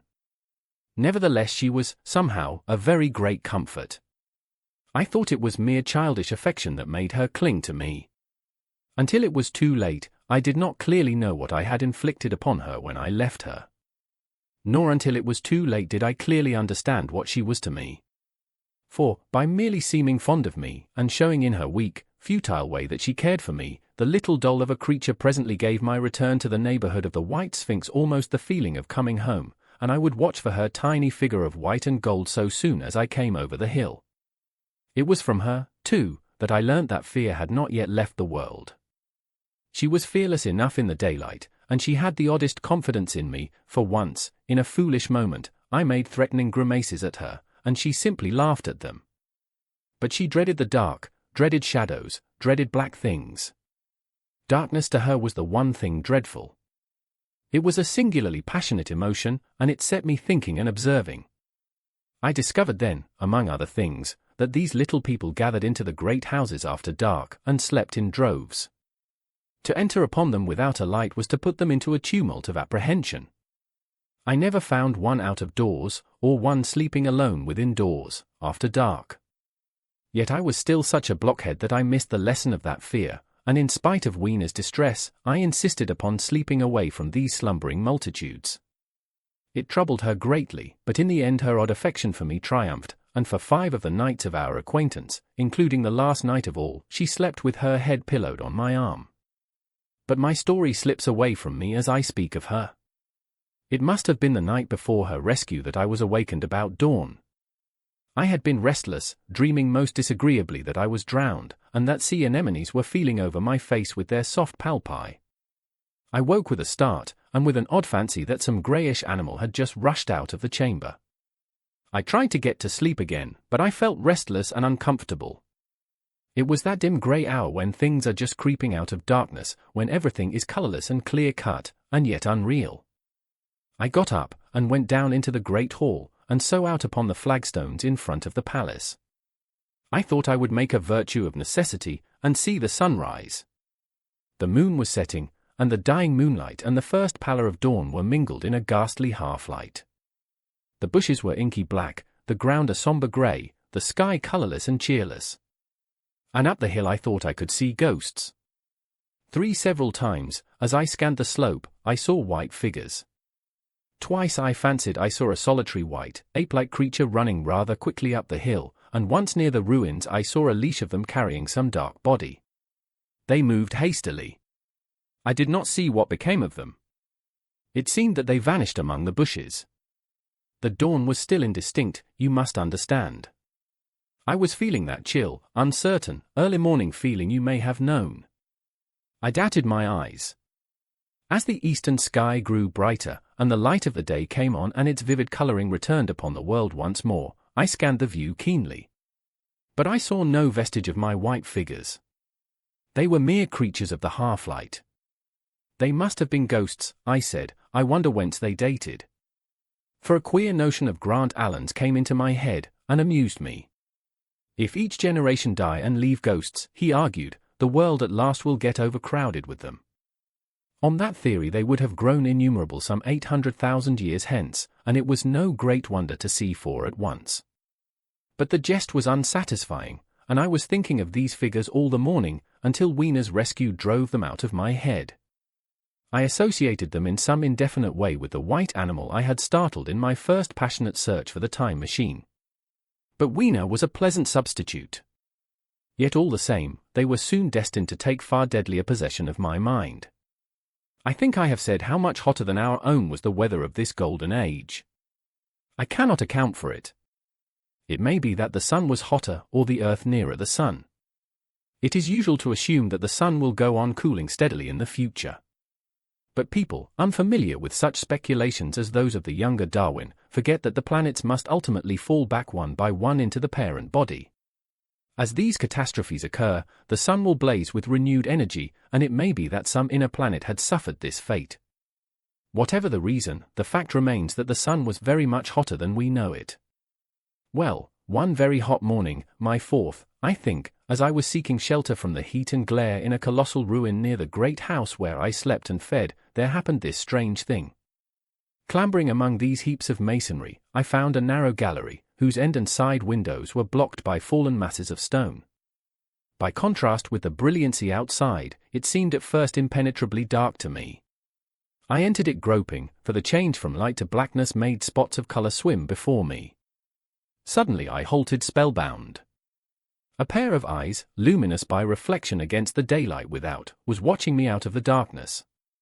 The old instinctive dread of wild beasts came upon me. I clenched my hands and steadfastly looked into the glaring eyeballs. I was afraid to turn. Then the thought of the absolute security in which humanity appeared to be living came to my mind. And then I remembered that strange terror of the dark. Overcoming my fear to some extent, I advanced a step and spoke. I will admit that my voice was harsh and ill-controlled. I put out my hand and touched something soft.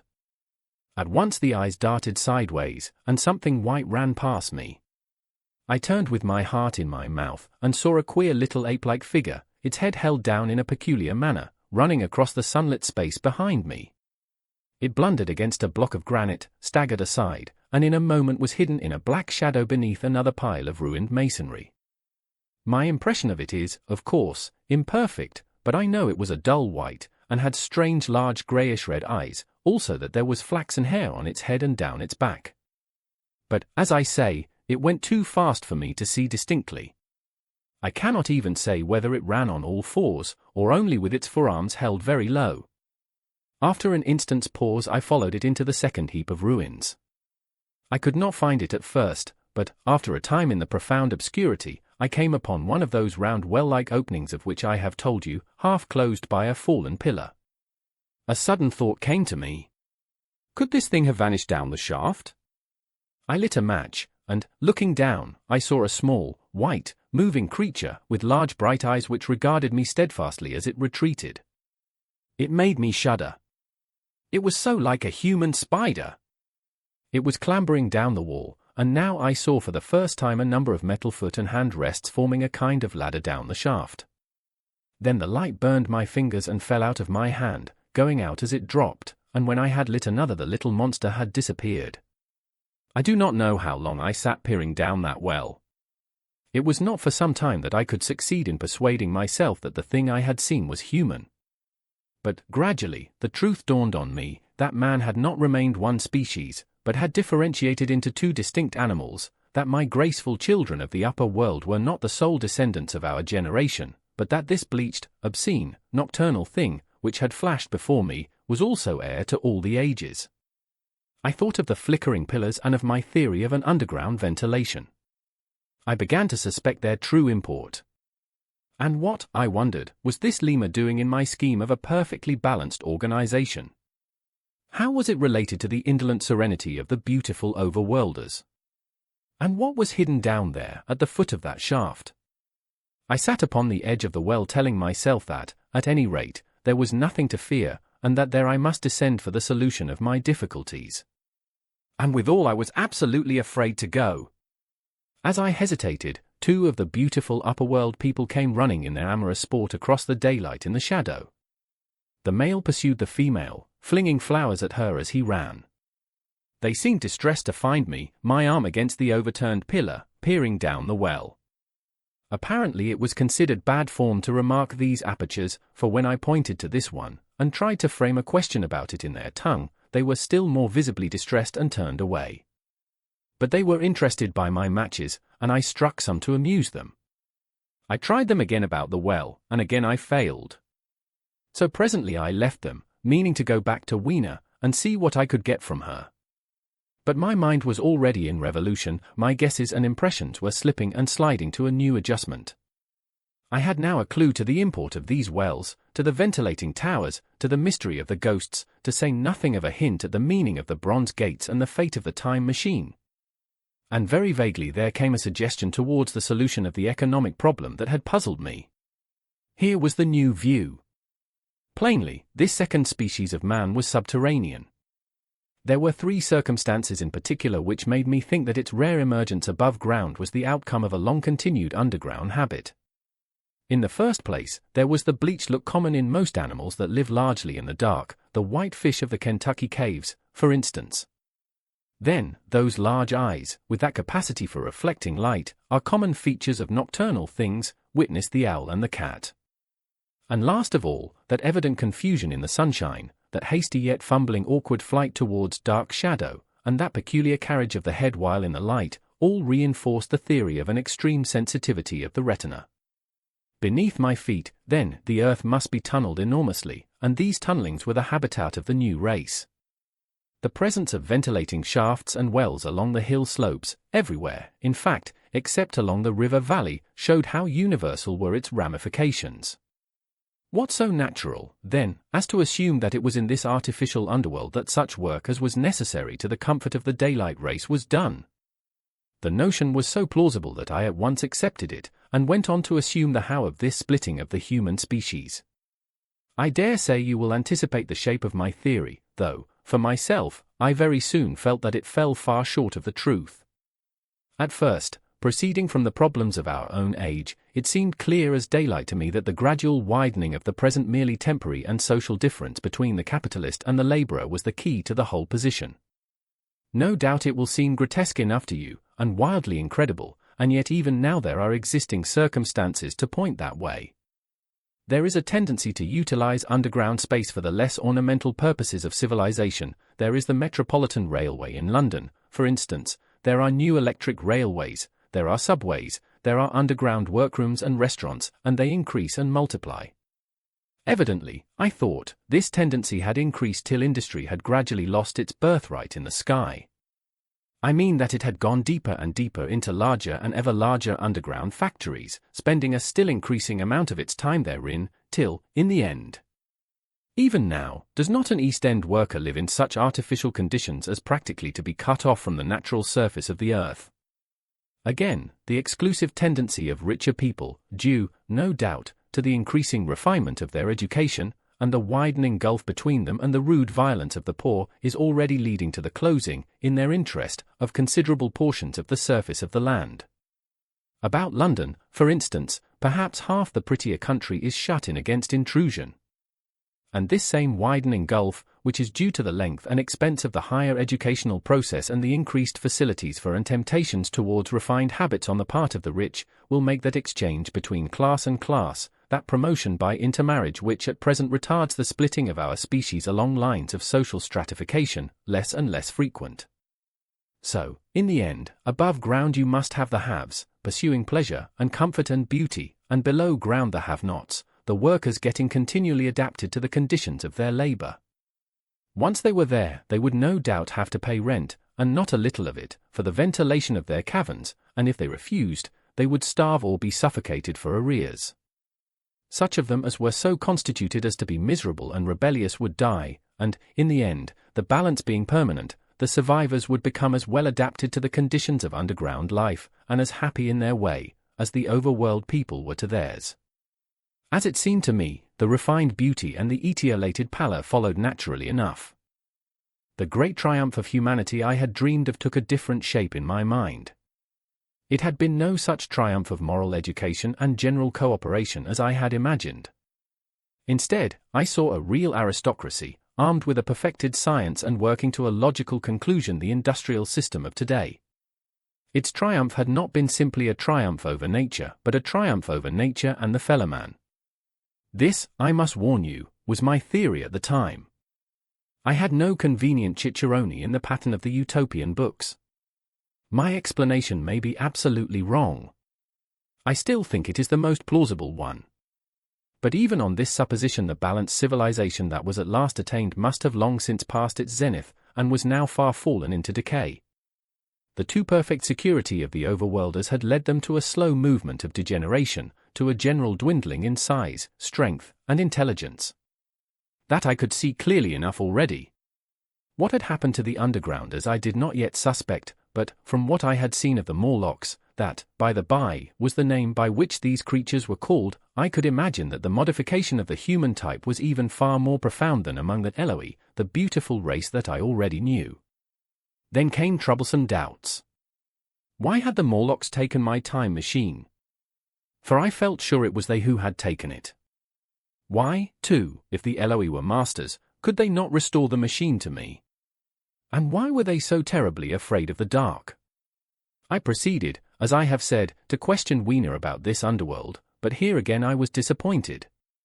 At first she would not understand my questions, and presently she refused to answer them. She shivered as though the topic was unendurable. And when I pressed her, perhaps a little harshly, she burst into tears. They were the only tears, except my own, I ever saw in that golden age. When I saw them I ceased abruptly to trouble about the Morlocks, and was only concerned in banishing these signs of her human inheritance from Weena's eyes. And very soon she was smiling and clapping her hands, while I solemnly burnt a match. Chapter 8. The Morlocks.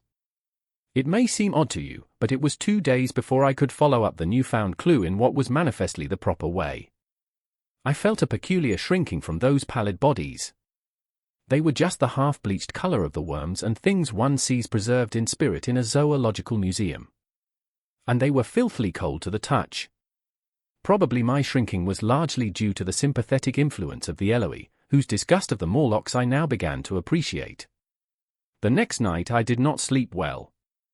Probably my health was a little disordered. I was oppressed with perplexity and doubt. Once or twice I had a feeling of intense fear for which I could perceive no definite reason. I remember creeping noiselessly into the great hall where the little people were sleeping in the moonlight, that night Weena was among them, and feeling reassured by their presence. It occurred to me even then, that in the course of a few days the moon must pass through its last quarter, and the nights grow dark, when the appearances of these unpleasant creatures from below, these whitened lemurs, this new vermin that had replaced the old, might be more abundant. And on both these days I had the restless feeling of one who shirks an inevitable duty. I felt assured that the time machine was only to be recovered by boldly penetrating these mysteries of underground. Yet I could not face the mystery. If only I had had a companion it would have been different. But I was so horribly alone, and even to clamber down into the darkness of the well appalled me. I don't know if you will understand my feeling, but I never felt quite safe at my back. It was this restlessness, this insecurity, perhaps, that drove me farther and farther afield in my exploring expeditions. Going to the southwestward towards the rising country that is now called Coomwood, I observed far off, in the direction of 19th-century Banstead, a vast green structure, different in character from any I had hitherto seen. It was larger than the largest of the palaces or ruins I knew, and the facade had an oriental look, the face of it having the luster, as well as the pale green tint, a kind of bluish green, of a certain type of Chinese porcelain. This difference in aspect suggested a difference in use, and I was minded to push on and explore. But the day was growing late, and I had come upon the site of the place after a long and tiring circuit, so I resolved to hold over the adventure for the following day, and I returned to the welcome and the caresses of little Weena. But next morning I perceived clearly enough that my curiosity regarding the palace of green porcelain was a piece of self-deception, to enable me to shirk, by another day, an experience I dreaded. I resolved I would make the descent without further waste of time, and started out in the early morning towards a well near the ruins of granite and aluminium. Little Weena ran with me. She danced beside me to the well, but when she saw me lean over the mouth and look downward, she seemed strangely disconcerted. "Goodbye, little Weena," I said, kissing her, and then putting her down, I began to feel over the parapet for the climbing hooks. Rather hastily, I may as well confess, for I feared my courage might leak away. At first she watched me in amazement. Then she gave a most piteous cry, and running to me, she began to pull at me with her little hands. I think her opposition nerved me rather to proceed. I shook her off, perhaps a little roughly, and in another moment I was in the throat of the well. I saw her agonized face over the parapet, and smiled to reassure her. Then I had to look down at the unstable hooks to which I clung. I had to clamber down a shaft of perhaps 200 yards. The descent was effected by means of metallic bars projecting from the sides of the well, and these being adapted to the needs of a creature much smaller and lighter than myself, I was speedily cramped and fatigued by the descent. And not simply fatigued. One of the bars bent suddenly under my weight, and almost swung me off into the blackness beneath. For a moment I hung by one hand, and after that experience I did not dare to rest again. Though my arms and back were presently acutely painful, I went on clambering down the sheer descent with as quick a motion as possible. Glancing upward, I saw the aperture, a small blue disc, in which a star was visible, while little Weena's head showed as a round black projection. The thudding sound of a machine below grew louder and more oppressive. Everything save that little disc above was profoundly dark, and when I looked up again Weena had disappeared. I was in an agony of discomfort. I had some thought of trying to go up the shaft again, and leave the underworld alone. But even while I turned this over in my mind I continued to descend. At last, with intense relief, I saw dimly coming up, a foot to the right of me, a slender loophole in the wall. Swinging myself in, I found it was the aperture of a narrow horizontal tunnel in which I could lie down and rest. It was not too soon. My arms ached, my back was cramped, and I was trembling with the prolonged terror of a fall. Besides this, the unbroken darkness had had a distressing effect upon my eyes. The air was full of the throb and hum of machinery pumping air down the shaft. I do not know how long I lay. I was aroused by a soft hand touching my face. Starting up in the darkness, I snatched at my matches and, hastily striking one, I saw 3 stooping white creatures similar to the one I had seen above ground in the ruin, hastily retreating before the light. Living, as they did, in what appeared to me impenetrable darkness, their eyes were abnormally large and sensitive, just as are the pupils of the abysmal fishes, and they reflected the light in the same way. I have no doubt they could see me in that rayless obscurity, and they did not seem to have any fear of me apart from the light. But, so soon as I struck a match in order to see them, they fled incontinently, vanishing into dark gutters and tunnels, from which their eyes glared at me in the strangest fashion. I tried to call to them, but the language they had was apparently different from that of the overworld people, so that I was needs left to my own unaided efforts, and the thought of flight before exploration was even then in my mind. But I said to myself, "You are in for it now," and, feeling my way along the tunnel, I found the noise of machinery grow louder. Presently the walls fell away from me, and I came to a large open space, and striking another match, saw that I had entered a vast arched cavern, which stretched into utter darkness beyond the range of my light. The view I had of it was as much as one could see in the burning of a match. Necessarily my memory is vague. Great shapes like big machines rose out of the dimness, and cast grotesque black shadows, in which dim spectral Morlocks sheltered from the glare. The place, by the by, was very stuffy and oppressive, and the faint halitus of freshly shed blood was in the air. Some way down the central vista was a little table of white metal, laid with what seemed a meal. The Morlocks at any rate were carnivorous. Even at the time, I remember wondering what large animal could have survived to furnish the red joint I saw. It was all very indistinct, the heavy smell, the big unmeaning shapes, the obscene figures lurking in the shadows, and only waiting for the darkness to come at me again. Then the match burnt down, and stung my fingers, and fell, a wriggling red spot in the blackness. I have thought since how particularly ill-equipped I was for such an experience. When I had started with the time machine, I had started with the absurd assumption that the men of the future would certainly be infinitely ahead of ourselves in all their appliances. I had come without arms, without medicine, without anything to smoke. At times I missed tobacco frightfully, even without enough matches. If only I had thought of a Kodak. I could have flashed that glimpse of the underworld in a second, and examined it at leisure. But, as it was, I stood there with only the weapons and the powers that nature had endowed me with, hands, feet, and teeth, these, and 4 safety matches that still remained to me. I was afraid to push my way in among all this machinery in the dark, and it was only with my last glimpse of light I discovered that my store of matches had run low. It had never occurred to me until that moment that there was any need to economize them, and I had wasted almost half the box in astonishing the overworlders, to whom fire was a novelty. Now, as I say, I had for left, and while I stood in the dark, a hand touched mine, lank fingers came feeling over my face, and I was sensible of a peculiar unpleasant odor. I fancied I heard the breathing of a crowd of those dreadful little beings about me. I felt the box of matches in my hand being gently disengaged, and other hands behind me plucking at my clothing. The sense of these unseen creatures examining me was indescribably unpleasant. The sudden realization of my ignorance of their ways of thinking and doing came home to me very vividly in the darkness. I shouted at them as loudly as I could. They started away, and then I could feel them approaching me again. They clutched at me more boldly, whispering odd sounds to each other. I shivered violently, and shouted again, rather discordantly. This time they were not so seriously alarmed, and they made a queer laughing noise as they came back at me. I will confess I was horribly frightened. I determined to strike another match and escape under the protection of its glare. I did so, and eking out the flicker with a scrap of paper from my pocket, I made good my retreat to the narrow tunnel.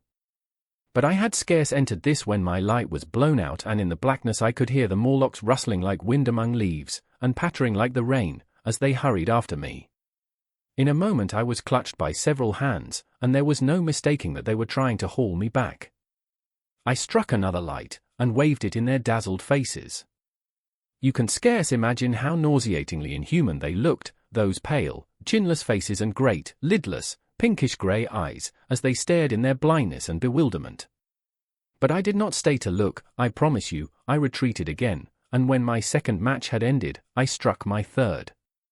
It had almost burnt through when I reached the opening into the shaft. I lay down on the edge, for the throb of the great pump below made me giddy.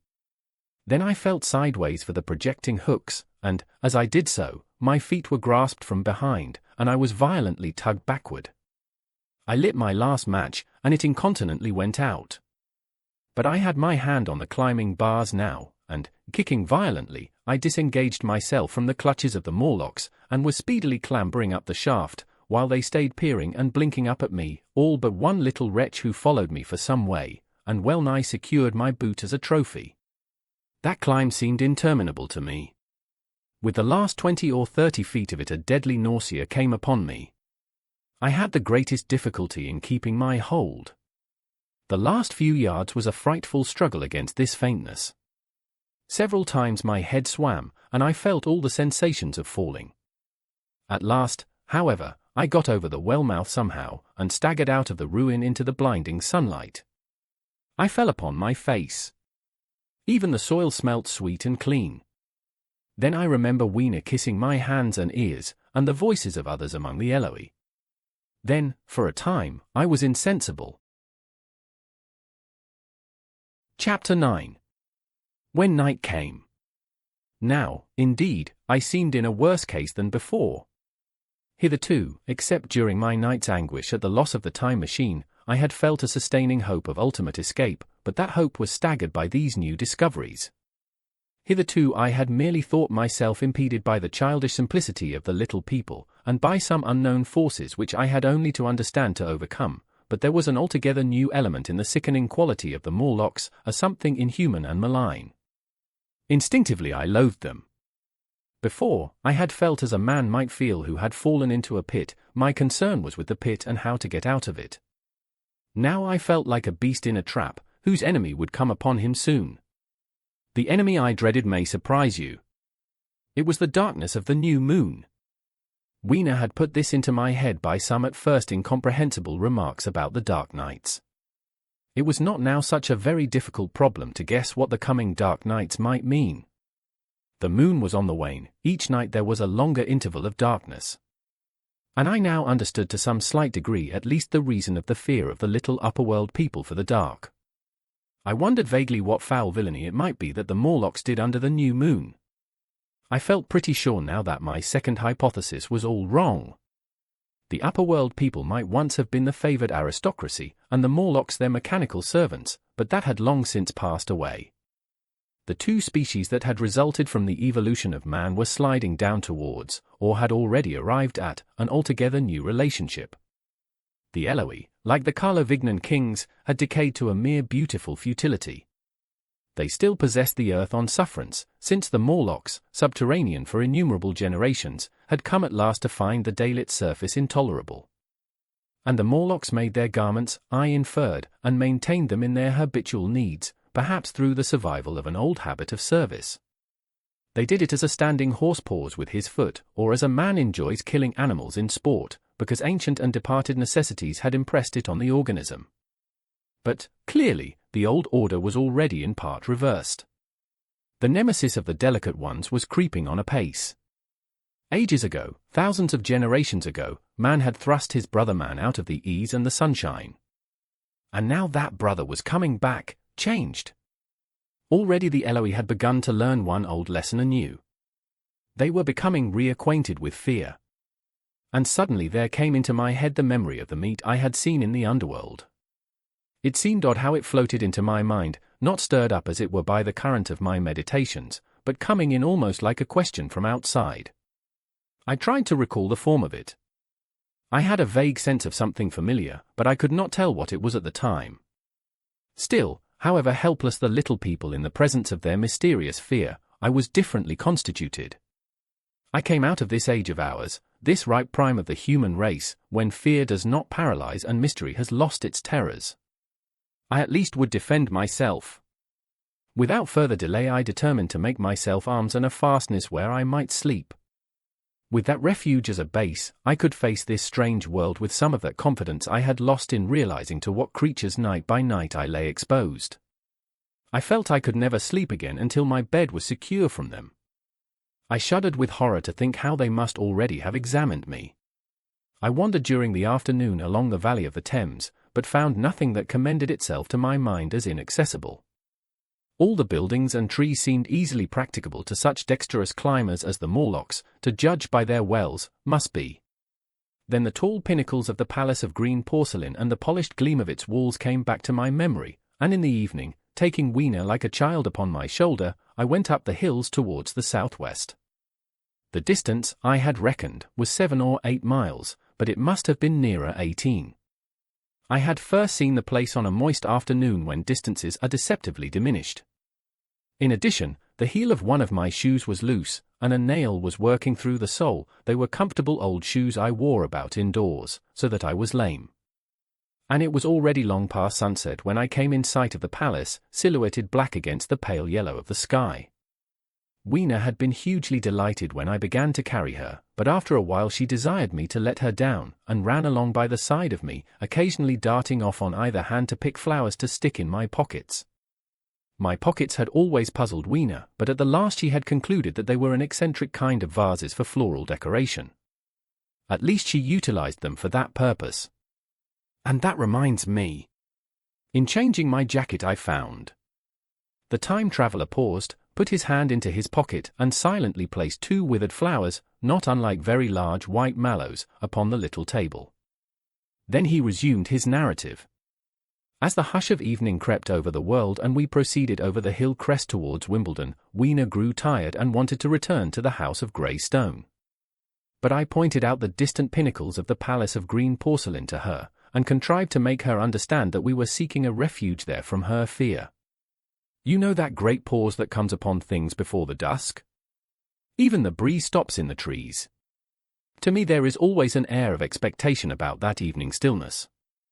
The sky was clear, remote, and empty save for a few horizontal bars far down in the sunset. Well, that night the expectation took the color of my fears. In that darkling calm my senses seemed preternaturally sharpened. I fancied I could even feel the hollowness of the ground beneath my feet, could, indeed, almost see through it the Morlocks on their ant-hill going hither and thither and waiting for the dark. In my excitement I fancied that they would receive my invasion of their burrows as a declaration of war. And why had they taken my time machine? So we went on in the quiet, and the twilight deepened into night. The clear blue of the distance faded, and one star after another came out. The ground grew dim and the trees black. Weena's fears and her fatigue grew upon her. I took her in my arms and talked to her and caressed her. Then, as the darkness grew deeper, she put her arms round my neck, and, closing her eyes, tightly pressed her face against my shoulder. So we went down a long slope into a valley, and there in the dimness I almost walked into a little river. This I waded, and went up the opposite side of the valley, past a number of sleeping houses, and by a statue or a faun, or some such figure, minus the head. Here too were acacias.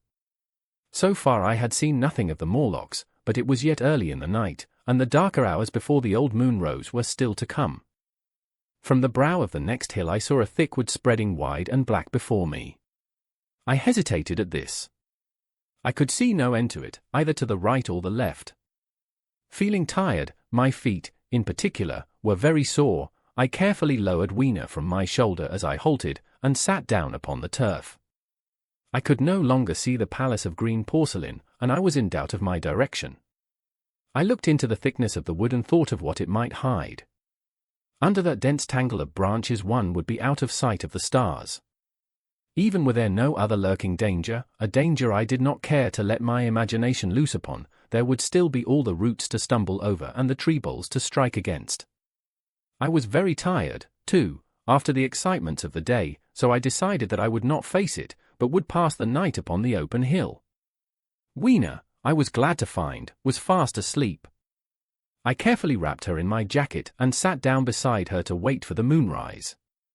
The hillside was quiet and deserted, but from the black of the wood there came now and then a stir of living things. Above me shone the stars, for the night was very clear. I felt a certain sense of friendly comfort in their twinkling.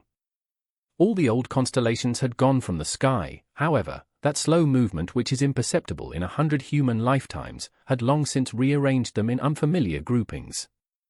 But the Milky Way, it seemed to me, was still the same tattered streamer of stardust as of yore. Southward, as I judged it, was a very bright red star that was new to me. It was even more splendid than our own green Sirius.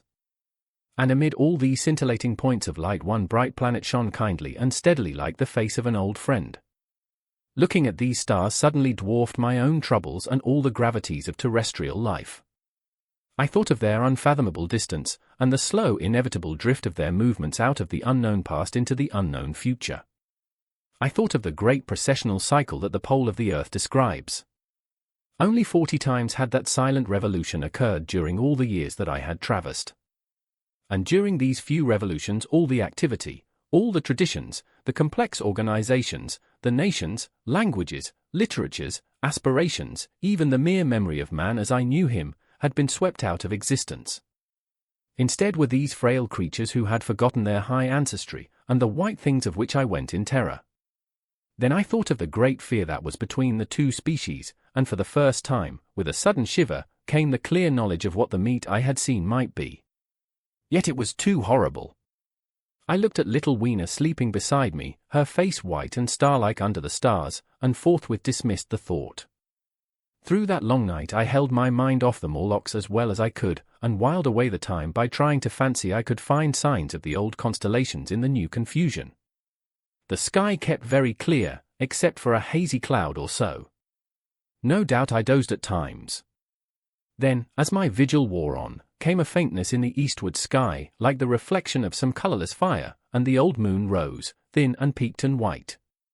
And close behind, and overtaking it, and overflowing it, the dawn came, pale at first, and then growing pink and warm.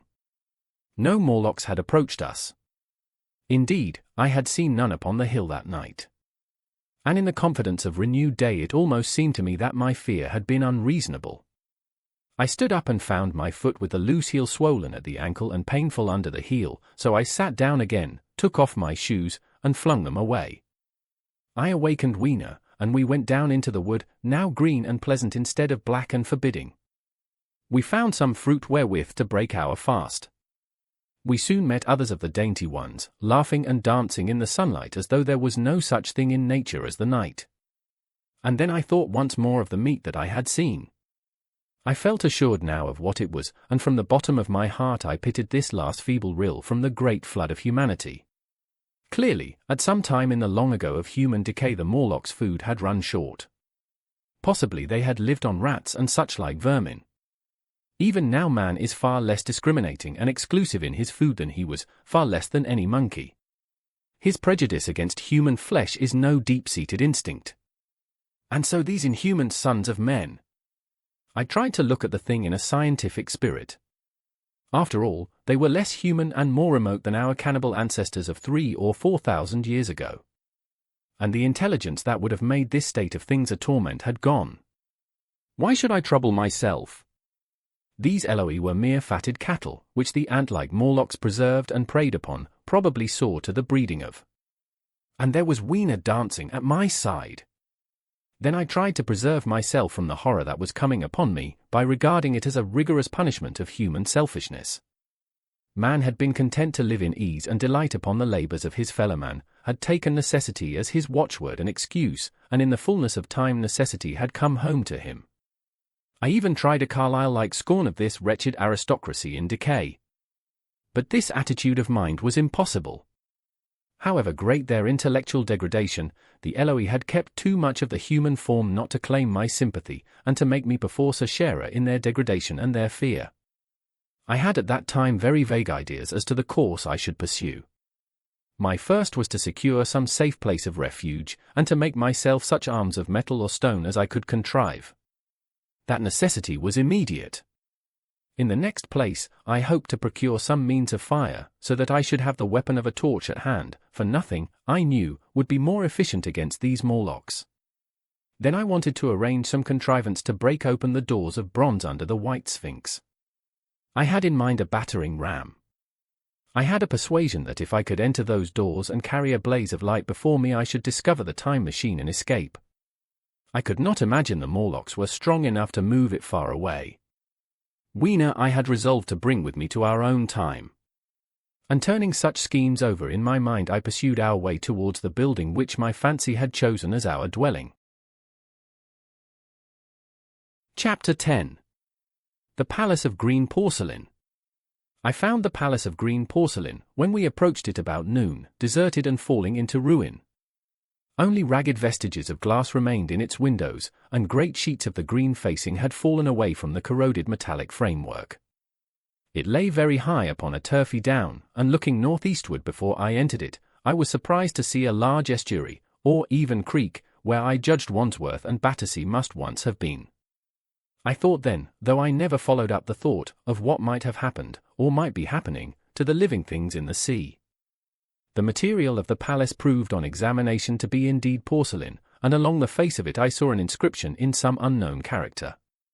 I thought, rather foolishly, that Weena might help me to interpret this, but I only learnt that the bare idea of writing had never entered her head.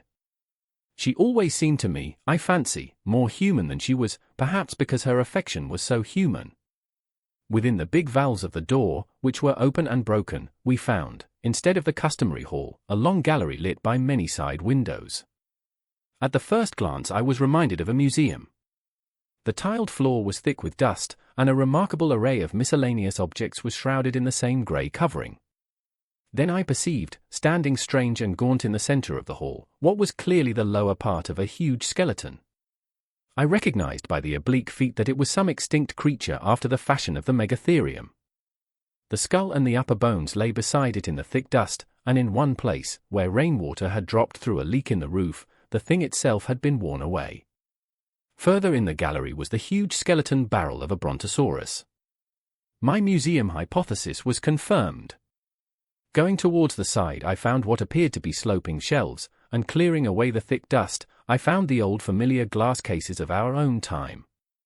But they must have been airtight to judge from the fair preservation of some of their contents. Clearly we stood among the ruins of some latter-day South Kensington. Here, apparently, was the paleontological section, and a very splendid array of fossils it must have been, though the inevitable process of decay that had been staved off for a time, and had, through the extinction of bacteria and fungi, lost 99/100ths of its force, was nevertheless, with extreme sureness if with extreme slowness, at work again upon all its treasures.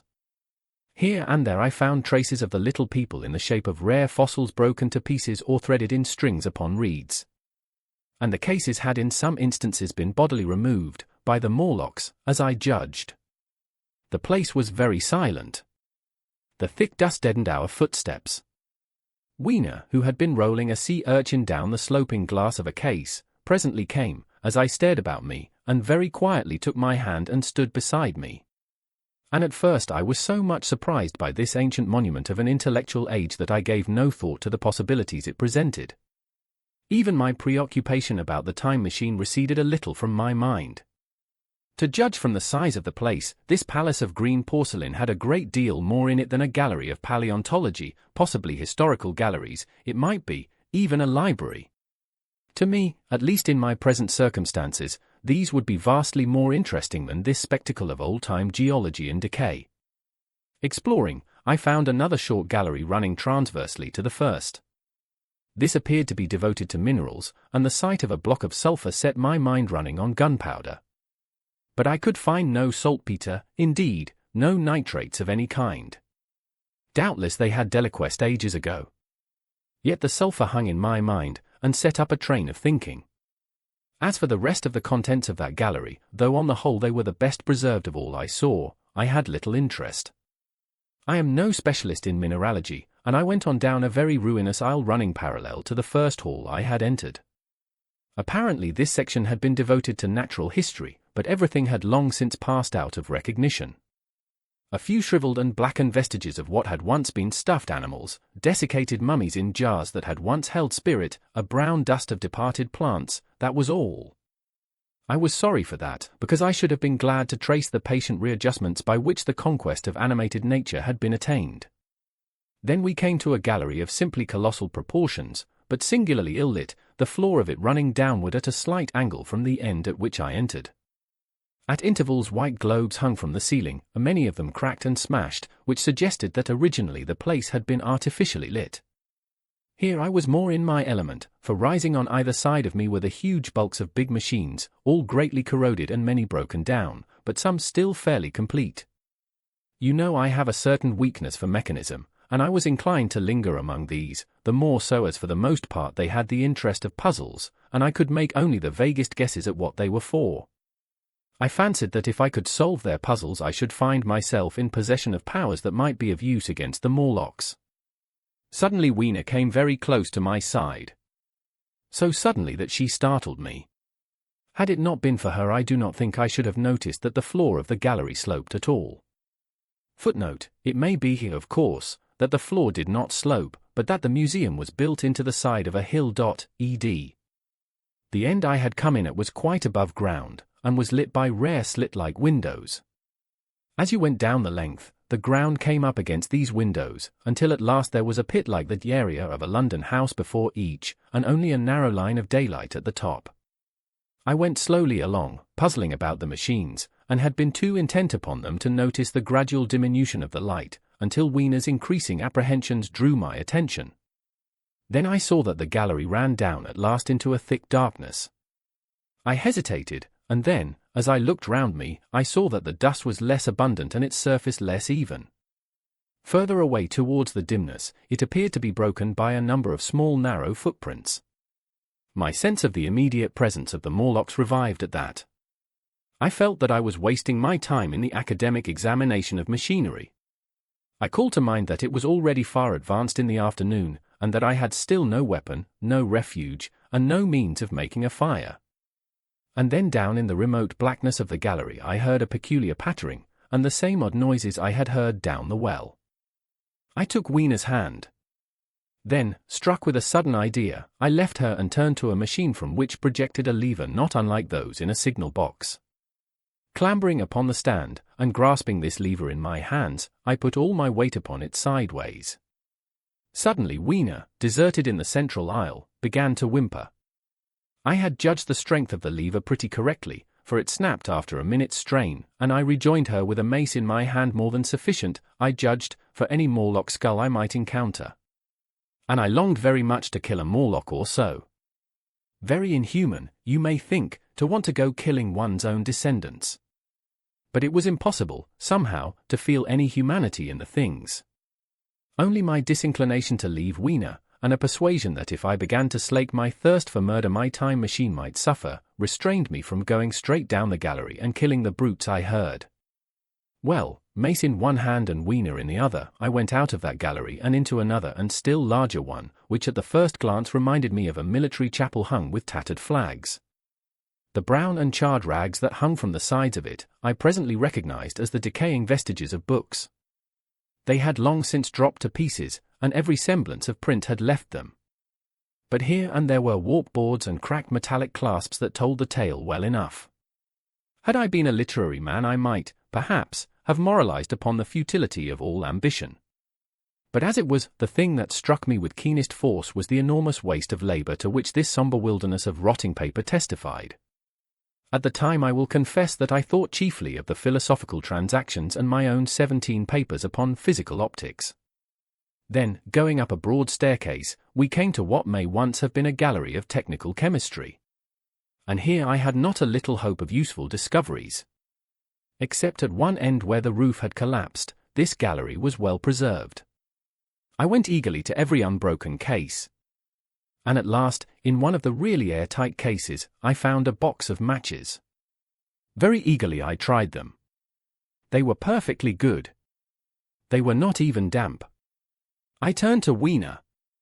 "Dance," I cried to her in her own tongue. For now I had a weapon indeed against the horrible creatures we feared.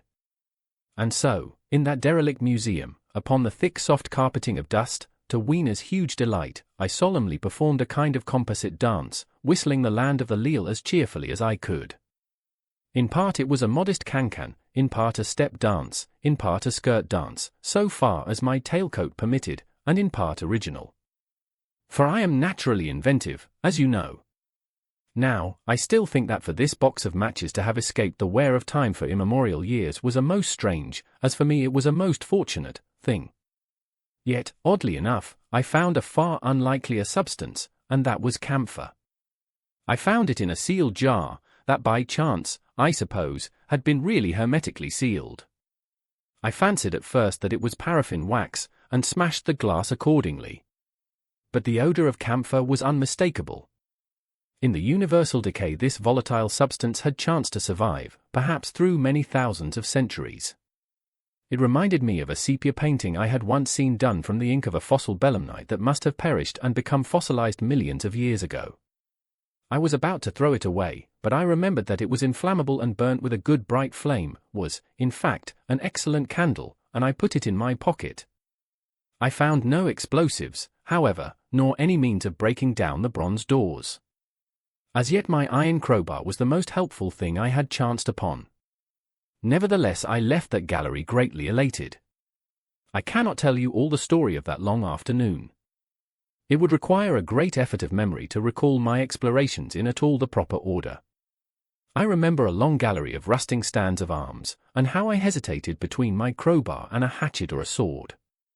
I could not carry both, however, and my bar of iron promised best against the bronze gates. There were numbers of guns, pistols, and rifles. The most were masses of rust, but many were of some new metal and still fairly sound. But any cartridges or powder there may once have been had rotted into dust.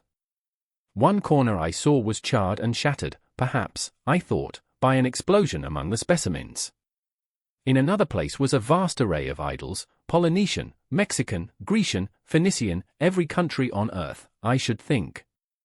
And here, yielding to an irresistible impulse, I wrote my name upon the nose of a steatite monster from South America that particularly took my fancy. As the evening drew on, my interest waned. I went through gallery after gallery, dusty, silent, often ruinous, the exhibits sometimes mere heaps of rust and lignite, sometimes fresher. In one place I suddenly found myself near the model of a tin mine, and then by the merest accident I discovered, in an airtight case, 2 dynamite cartridges. I shouted a eureka, and smashed the case with joy. Then came a doubt. I hesitated. Then, selecting a little side gallery, I made my essay. I never felt such a disappointment as I did in waiting 5, 10, 15 minutes for an explosion that never came. Of course the things were dummies, as I might have guessed from their presence. I really believe that had they not been so, I should have rushed off incontinently and blown Sphinx, bronze doors, and, as it proved, my chances of finding the time machine, altogether into non-existence. It was after that, I think, that we came to a little open court within the palace. It was turfed and had 3 fruit trees. So we rested and refreshed ourselves. Toward sunset I began to consider our position. Night was creeping upon us, and my inaccessible hiding place had still to be found. But that troubled me very little now. I had in my possession a thing that was, perhaps, the best of all defenses against the Morlocks. I had matches. I had the camphor in my pocket, too, if a blaze were needed. It seemed to me that the best thing we could do would be to pass the night in the open, protected by a fire. In the morning there was the getting of the time machine. Towards that, as yet, I had only my iron mace. But now, with my growing knowledge, I felt very differently towards those bronze doors. Up to this, I had refrained from forcing them, largely because of the mystery on the other side. They had never impressed me as being very strong, and I hoped to find my bar of iron not altogether inadequate for the work. Chapter 11. In the darkness. We emerged from the palace while the sun was still in part above the horizon. I was determined to reach the White Sphinx early the next morning, and ere the dusk I purposed pushing through the woods that had stopped me on the previous journey. My plan was to go as far as possible that night, and then, building a fire, to sleep in the protection of its glare. Accordingly, as we went along I gathered any sticks or dried grass I saw, and presently had my arms full of such litter. Thus loaded, our progress was slower than I had anticipated, and besides Weena was tired. And I, also, began to suffer from sleepiness too, so that it was full night before we reached the wood. Upon the shrubby hill of its edge Weena would have stopped, fearing the darkness before us, but a singular sense of impending calamity, that should indeed have served me as a warning, drove me onward. I had been without sleep for a night and 2 days, and I was feverish and irritable. I felt sleep coming upon me, and the Morlocks with it. While we hesitated, among the black bushes behind us, and dim against their blackness, I saw 3 crouching figures. There was scrub and long grass all about us, and I did not feel safe from their insidious approach. The forest, I calculated, was rather less than a mile across. If we could get through it to the bare hillside, there, as it seemed to me, was an altogether safer resting place. I thought that with my matches and my camphor I could contrive to keep my path illuminated through the woods. Yet it was evident that if I was to flourish matches with my hands I should have to abandon my firewood, so, rather reluctantly, I put it down.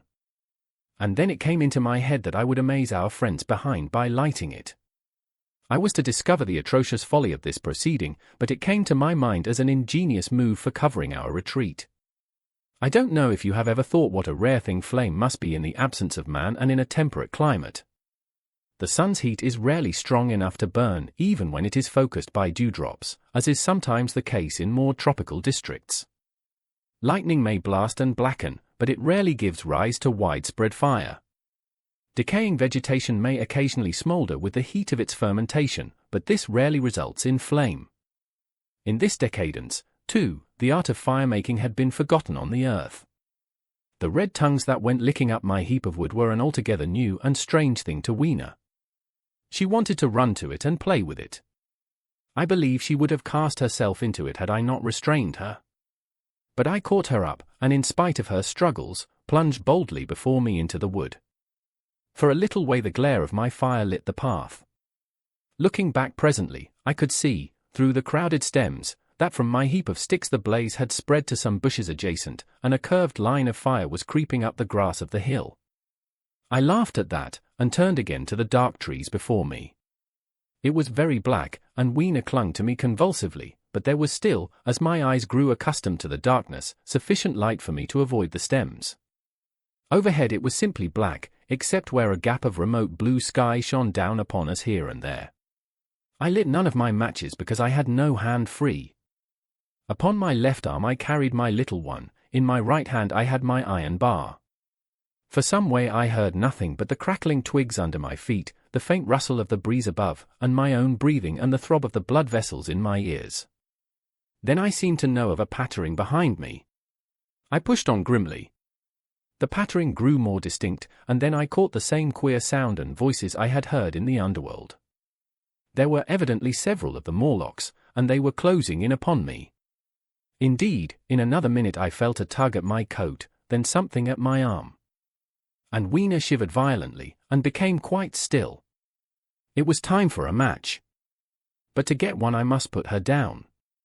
I did so, and, as I fumbled with my pocket, a struggle began in the darkness about my knees, perfectly silent on her part and with the same peculiar cooing sounds from the Morlocks. Soft little hands, too, were creeping over my coat and back, touching even my neck. Then the match scratched and fizzed. I held it flaring, and saw the white backs of the Morlocks in flight amid the trees. I hastily took a lump of camphor from my pocket, and prepared to light it as soon as the match should wane. Then I looked at Weena. She was lying clutching my feet and quite motionless, with her face to the ground. With a sudden fright I stooped to her. She seemed scarcely to breathe. I lit the block of camphor and flung it to the ground, and as it split and flared up and drove back the Morlocks and the shadows, I knelt down and lifted her. The wood behind seemed full of the stir and murmur of a great company. She seemed to have fainted. I put her carefully upon my shoulder and rose to push on, and then there came a horrible realization. In maneuvering with my matches and Weena, I had turned myself about several times, and now I had not the faintest idea in what direction lay my path. For all I knew, I might be facing back towards the palace of green porcelain. I found myself in a cold sweat. I had to think rapidly what to do. I determined to build a fire and encamp where we were. I put Weena, still motionless, down upon a turfy bowl, and very hastily, as my first lump of camphor waned, I began collecting sticks and leaves. Here and there out of the darkness round me the Morlocks' eyes shone like carbuncles.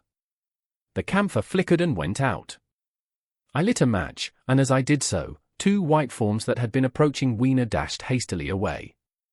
One was so blinded by the light that he came straight for me, and I felt his bones grind under the blow of my fist. He gave a whoop of dismay, staggered a little way, and fell down. I lit another piece of camphor, and went on gathering my bonfire. Presently I noticed how dry was some of the foliage above me, for since my arrival on the time machine, a matter of a week, no rain had fallen. So, instead of casting about among the trees for fallen twigs, I began leaping up and dragging down branches. Very soon I had a choking smoky fire of green wood and dry sticks, and could economize my camphor. Then I turned to where Weena lay beside my iron mace. I tried what I could to revive her, but she lay like one dead.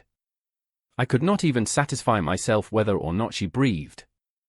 Now, the smoke of the fire beat over towards me, and it must have made me heavy of a sudden. Moreover, the vapor of camphor was in the air. My fire would not need replenishing for an hour or so. I felt very weary after my exertion, and sat down.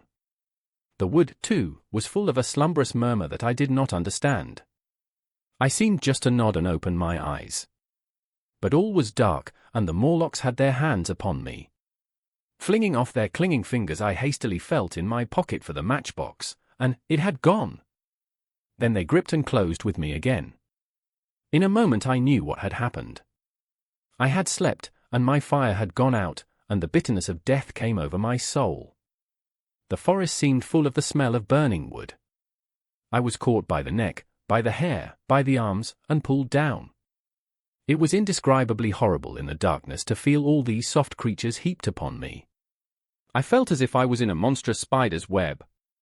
I was overpowered, and went down. I felt little teeth nipping at my neck. I rolled over, and as I did so my hand came against my iron lever. It gave me strength. I struggled up, shaking the human rats from me, and, holding the bar short, I thrust where I judged their faces might be. I could feel the succulent giving of flesh and bone under my blows, and for a moment I was free. The strange exultation that so often seems to accompany hard fighting came upon me. I knew that both I and Weena were lost, but I determined to make the Morlocks pay for their meat. I stood with my back to a tree, swinging the iron bar before me. The whole wood was full of the stir and cries of them. A minute passed. Their voices seemed to rise to a higher pitch of excitement, and their movements grew faster. Yet none came within reach. I stood glaring at the blackness. Then suddenly came hope. What if the Morlocks were afraid? And close on the heels of that came a strange thing. The darkness seemed to grow luminous.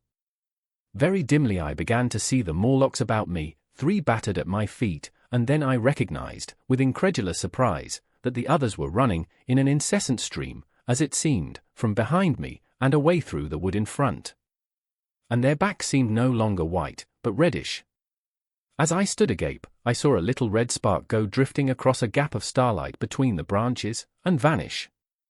And at that I understood the smell of burning wood, the slumberous murmur that was growing now into a gusty roar, the red glow, and the Morlocks' flight. Stepping out from behind my tree and looking back, I saw, through the black pillars of the nearer trees, the flames of the burning forest. It was my first fire coming after me. With that I looked for Weena, but she was gone. The hissing and crackling behind me, the explosive thud as each fresh tree burst into flame, left little time for reflection. My iron bar still gripped, I followed in the Morlock's path. It was a close race. Once the flames crept forward so swiftly on my right as I ran that I was outflanked and had to strike off to the left. But at last I emerged upon a small open space, and as I did so, a Morlock came blundering towards me, and past me, and went on straight into the fire. And now I was to see the most weird and horrible thing, I think, of all that I beheld in that future age. This whole space was as bright as day with the reflection of the fire. In the center was a hillock or tumulus, surmounted by a scorched hawthorn. Beyond this was another arm of the burning forest, with yellow tongues already writhing from it, completely encircling the space with a fence of fire. Upon the hillside were some 30 or 40 Morlocks, dazzled by the light and heat, and blundering hither and thither against each other in their bewilderment. At first I did not realize their blindness, and struck furiously at them with my bar, in a frenzy of fear, as they approached me, killing one and crippling several more. But when I had watched the gestures of one of them groping under the hawthorn against the red sky, and heard their moans, I was assured of their absolute helplessness and misery in the glare, and I struck no more of them. Yet every now and then one would come straight towards me, setting loose a quivering horror that made me quick to elude him. At one time the flames died down somewhat, and I feared the foul creatures would presently be able to see me. I was thinking of beginning the fight by killing some of them before this should happen, but the fire burst out again brightly, and I stayed my hand. I walked about the hill among them and avoided them, looking for some trace of Weena. But Weena was gone. At last I sat down on the summit of the hillock, and watched this strange incredible company of blind things groping to and fro, and making uncanny noises to each other, as the glare of the fire beat on them. The coiling uprush of smoke streamed across the sky, and through the rare tatters of that red canopy, remote as though they belonged to another universe, shone the little stars. 2 or 3 Morlocks came blundering into me, and I drove them off with blows of my fists, trembling as I did so. For the most part of that night I was persuaded it was a nightmare. I bit myself and screamed in a passionate desire to awake. I beat the ground with my hands, and got up and sat down again, and wandered here and there, and again sat down. Then I would fall to rubbing my eyes and calling upon God to let me awake. Thrice I saw Morlocks put their heads down in a kind of agony and rush into the flames. But, at last, above the subsiding red of the fire, above the streaming masses of black smoke and the whitening and blackening tree stumps, and the diminishing numbers of these dim creatures, came the white light of the day. I searched again for traces of Weena, but there were none. It was plain that they had left her poor little body in the forest. I cannot describe how it relieved me to think that it had escaped the awful fate to which it seemed destined. As I thought of that, I was almost moved to begin a massacre of the helpless abominations about me, but I contained myself. The hillock, as I have said, was a kind of island in the forest. From its summit I could now make out through a haze of smoke the palace of green porcelain, and from that I could get my bearings for the white Sphinx. And so, leaving the remnant of these damned souls still going hither and thither and moaning, as the day grew clearer, I tied some grass about my feet and limped on across smoking ashes and among black stems that still pulsated internally with fire, towards the hiding place of the time machine. I walked slowly, for I was almost exhausted, as well as lame, and I felt the intensest wretchedness for the horrible death of little Weena. It seemed an overwhelming calamity. Now, in this old familiar room, it is more like the sorrow of a dream than an actual loss. But that morning it left me absolutely lonely again, terribly alone. I began to think of this house of mine, of this fireside, of some of you, and with such thoughts came a longing that was pain. But, as I walked over the smoking ashes under the bright morning sky, I made a discovery. In my trouser pocket were still some loose matches. The box must have leaked before it was lost. Chapter 12. The Trap of the White Sphinx. About 8 or 9 in the morning I came to the same seat of yellow metal from which I had viewed the world upon the evening of my arrival. I thought of my hasty conclusions upon that evening and could not refrain from laughing bitterly at my confidence. Here was the same beautiful scene, the same abundant foliage, the same splendid palaces and magnificent ruins, the same silver river running between its fertile banks. The gay robes of the beautiful people moved hither and thither among the trees. Some were bathing in exactly the place where I had saved Weena, and that suddenly gave me a keen stab of pain. And like blots upon the landscape rose the cupolas above the ways to the underworld. I understood now what all the beauty of the overworld people covered. Very pleasant was their day, as pleasant as the day of the cattle in the field. Like the cattle, they knew of no enemies and provided against no needs. And their end was the same. I grieved to think how brief the dream of the human intellect had been. It had committed suicide. It had set itself steadfastly towards comfort and ease, a balanced society with security and permanency as its watchword. It had attained its hopes, to come to this at last. Once, life and property must have reached almost absolute safety. The rich had been assured of his wealth and comfort, the toiler assured of his life and work. No doubt in that perfect world there had been no unemployed problem, no social question left unsolved. And a great quiet had followed. It is a law of nature we overlook, that intellectual versatility is the compensation for change, danger, and trouble. An animal perfectly in harmony with its environment is a perfect mechanism. Nature never appeals to intelligence until habit and instinct are useless. There is no intelligence where there is no change and no need of change. Only those animals partake of intelligence that have to meet a huge variety of needs and dangers. So, as I see it, the upper world man had drifted towards his feeble prettiness, and the underworld to mere mechanical industry. But that perfect state had lacked one thing even for mechanical perfection: absolute permanency. Apparently as time went on, the feeding of an underworld, however it was effected, had become disjointed. Mother Necessity, who had been staved off for a few thousand years, came back again, and she began below. The underworld being in contact with machinery, which, however perfect, still needs some little thought-outside habit, had probably retained perforce rather more initiative, if less of every other human character, than the upper. And when other meat failed them, they turned to what old habit had hitherto forbidden. So I say I saw it in my last view of the world of 802,701. It may be as wrong an explanation as mortal wit could invent. It is how the thing shaped itself to me, and as that I give it to you. After the fatigues, excitements, and terrors of the past days, and in spite of my grief, this seat and the tranquil view and the warm sunlight were very pleasant. I was very tired and sleepy, and soon my theorizing passed into dozing. Catching myself at that, I took my own hint, and spreading myself out upon the turf I had a long and refreshing sleep. I awoke a little before sunsetting. I now felt safe against being caught napping by the Morlocks, and, stretching myself, I came on down the hill towards the White Sphinx. I had my crowbar in one hand, and the other hand played with the matches in my pocket. And now came a most unexpected thing. As I approached the pedestal of the Sphinx I found the bronze valves were open. They had slid down into grooves. At that I stopped short before them, hesitating to enter. Within was a small apartment, and on a raised place in the corner of this was the time machine. I had the small levers in my pocket. So here, after all my elaborate preparations for the siege of the White Sphinx, was a meek surrender. I threw my iron bar away, almost sorry not to use it. A sudden thought came into my head as I stooped towards the portal. For once, at least, I grasped the mental operations of the Morlocks. Suppressing a strong inclination to laugh, I stepped through the bronze frame and up to the time machine. I was surprised to find it had been carefully oiled and cleaned. I have suspected since that the Morlocks had even partially taken it to pieces while trying in their dim way to grasp its purpose. Now as I stood and examined it, finding a pleasure in the mere touch of the contrivance, the thing I had expected happened. The bronze panels suddenly slid up and struck the frame with a clang. I was in the dark, trapped.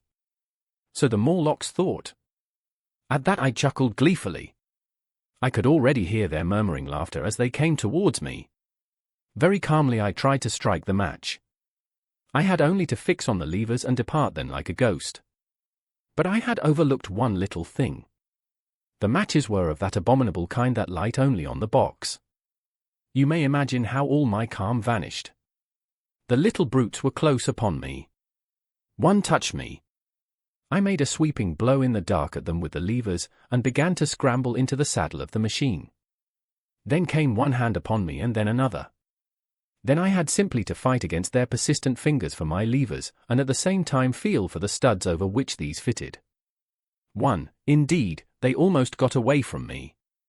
As it slipped from my hand, I had to, but in the dark with my head, I could hear the Morlock skull ring, to recover it.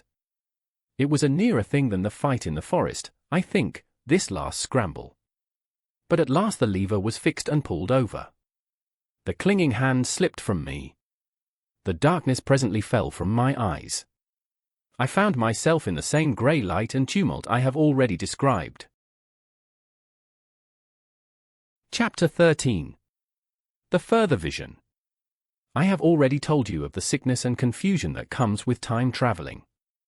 And this time I was not seated properly in the saddle, but sideways and in an unstable fashion. For an indefinite time I clung to the machine as it swayed and vibrated, quite unheeding how I went, and when I brought myself to look at the dials again I was amazed to find where I had arrived. One dial records days, and another thousands of days, another millions of days, and another thousands of millions. Now, instead of reversing the levers, I had pulled them over so as to go forward with them, and when I came to look at these indicators I found that the thousands hand was sweeping round as fast as the seconds hand of a watch, into futurity. As I drove on, a peculiar change crept over the appearance of things. The palpitating greyness grew darker, then, though I was still travelling with prodigious velocity, the blinking succession of day and night, which was usually indicative of a slower pace, returned, and grew more and more marked. This puzzled me very much at first. The alternations of night and day grew slower, and so did the passage of the sun across the sky, until they seemed to stretch through centuries. At last a steady twilight brooded over the earth, a twilight only broken now and then when a comet glared across the darkling sky. The band of light that had indicated the sun had long since disappeared, for the sun had ceased to set, it simply rose and fell in the west, and grew ever broader and more red. All trace of the moon had vanished. The circling of the stars, growing slower and slower, had given place to creeping points of light. At last, some time before I stopped, the sun, red and very large, halted motionless upon the horizon, a vast dome glowing with a dull heat, and now and then suffering a momentary extinction. At one time it had for a little while glowed more brilliantly again, but it speedily reverted to its sullen red heat. I perceived by this slowing down of its rising and setting that the work of the tidal drag was done. The earth had come to rest with one face to the sun, even as in our own time the moon faces the earth. Very cautiously, for I remembered my former headlong fall, I began to reverse my motion. Slower and slower went the circling hands until the thousands one seemed motionless and the daily one was no longer a mere mist upon its scale. Still slower, until the dim outlines of a desolate beach grew visible. I stopped very gently and sat upon the time machine, looking round. The sky was no longer blue. Northeastward it was inky black, and out of the blackness shone brightly and steadily the pale white stars. Overhead it was a deep Indian red and starless, and southeastward it grew brighter to a glowing scarlet where, cut by the horizon, lay the huge hull of the sun, red and motionless. The rocks about me were of a harsh reddish color, and all the trace of life that I could see at first was the intensely green vegetation that covered every projecting point on their southeastern face. It was the same rich green that one sees on forest moss or on the lichen in caves, plants which like these grow in a perpetual twilight. The machine was standing on a sloping beach. The sea stretched away to the southwest, to rise into a sharp bright horizon against the wan sky. There were no breakers and no waves, for not a breath of wind was stirring. Only a slight oily swell rose and fell like a gentle breathing, and showed that the eternal sea was still moving and living. And along the margin where the water sometimes broke was a thick incrustation of salt, pink under the lurid sky. There was a sense of oppression in my head, and I noticed that I was breathing very fast. The sensation reminded me of my only experience of mountaineering, and from that I judged the air to be more rarefied than it is now. Far away up the desolate slope I heard a harsh scream, and saw a thing like a huge white butterfly go slanting and fluttering up into the sky and, circling, disappear over some low hillocks beyond. The sound of its voice was so dismal that I shivered and seated myself more firmly upon the machine. Looking round me again, I saw that, quite near, what I had taken to be a reddish mass of rock was moving slowly towards me. Then I saw the thing was really a monstrous crab-like creature. Can you imagine a crab as large as yonder table, with its many legs moving slowly and uncertainly, its big claws swaying, its long antennae, like carters' whips, waving and feeling, and its stalked eyes gleaming at you on either side of its metallic front? Its back was corrugated and ornamented with ungainly bosses, and a greenish incrustation blotched it here and there. I could see the many palpi of its complicated mouth flickering and feeling as it moved. As I stared at this sinister apparition crawling towards me, I felt a tickling on my cheek as though a fly had lighted there. I tried to brush it away with my hand, but in a moment it returned, and almost immediately came another by my ear. I struck at this, and caught something thread-like. It was drawn swiftly out of my hand. With a frightful qualm, I turned, and I saw that I had grasped the antenna of another monster crab that stood just behind me. Its evil eyes were wriggling on their stalks, its mouth was all alive with appetite, and its vast ungainly claws, smeared with an algal slime, were descending upon me. In a moment my hand was on the lever, and I had placed a month between myself and these monsters. But I was still on the same beach, and I saw them distinctly now as soon as I stopped. Dozens of them seemed to be crawling here and there, in the somber light, among the foliated sheets of intense green. I cannot convey the sense of abominable desolation that hung over the world. The red eastern sky, the northward blackness, the salt Dead Sea, the stony beach crawling with these foul, slow-stirring monsters, the uniform poisonous-looking green of the lichenous plants, the thin air that hurts one's lungs, all contributed to an appalling effect. I moved on 100 years, and there was the same red sun, a little larger, a little duller, the same dying sea, the same chill air, and the same crowd of earthy crustacea creeping in and out among the green weed and the red rocks. And in the westward sky, I saw a curved pale line like a vast new moon. So I travelled, stopping ever and again, in great strides of 1,000 years or more, drawn on by the mystery of the earth's fate, watching with a strange fascination the sun grow larger and duller in the westward sky, and the life of the old earth ebb away. At last, more than 30 million years hence, the huge red-hot dome of the sun had come to obscure nearly a tenth part of the darkling heavens. Then I stopped once more, for the crawling multitude of crabs had disappeared, and the red beach, save for its livid green liverworts and lichens, seemed lifeless. And now it was flecked with white. A bitter cold assailed me. Rare white flakes ever and again came eddying down. To the northeastward, the glare of snow lay under the starlight of the sable sky, and I could see an undulating crest of hillocks pinkish white. There were fringes of ice along the sea margin, with drifting masses farther out, but the main expanse of that salt ocean, all bloody under the eternal sunset, was still unfrozen. I looked about me to see if any traces of animal life remained. A certain indefinable apprehension still kept me in the saddle of the machine.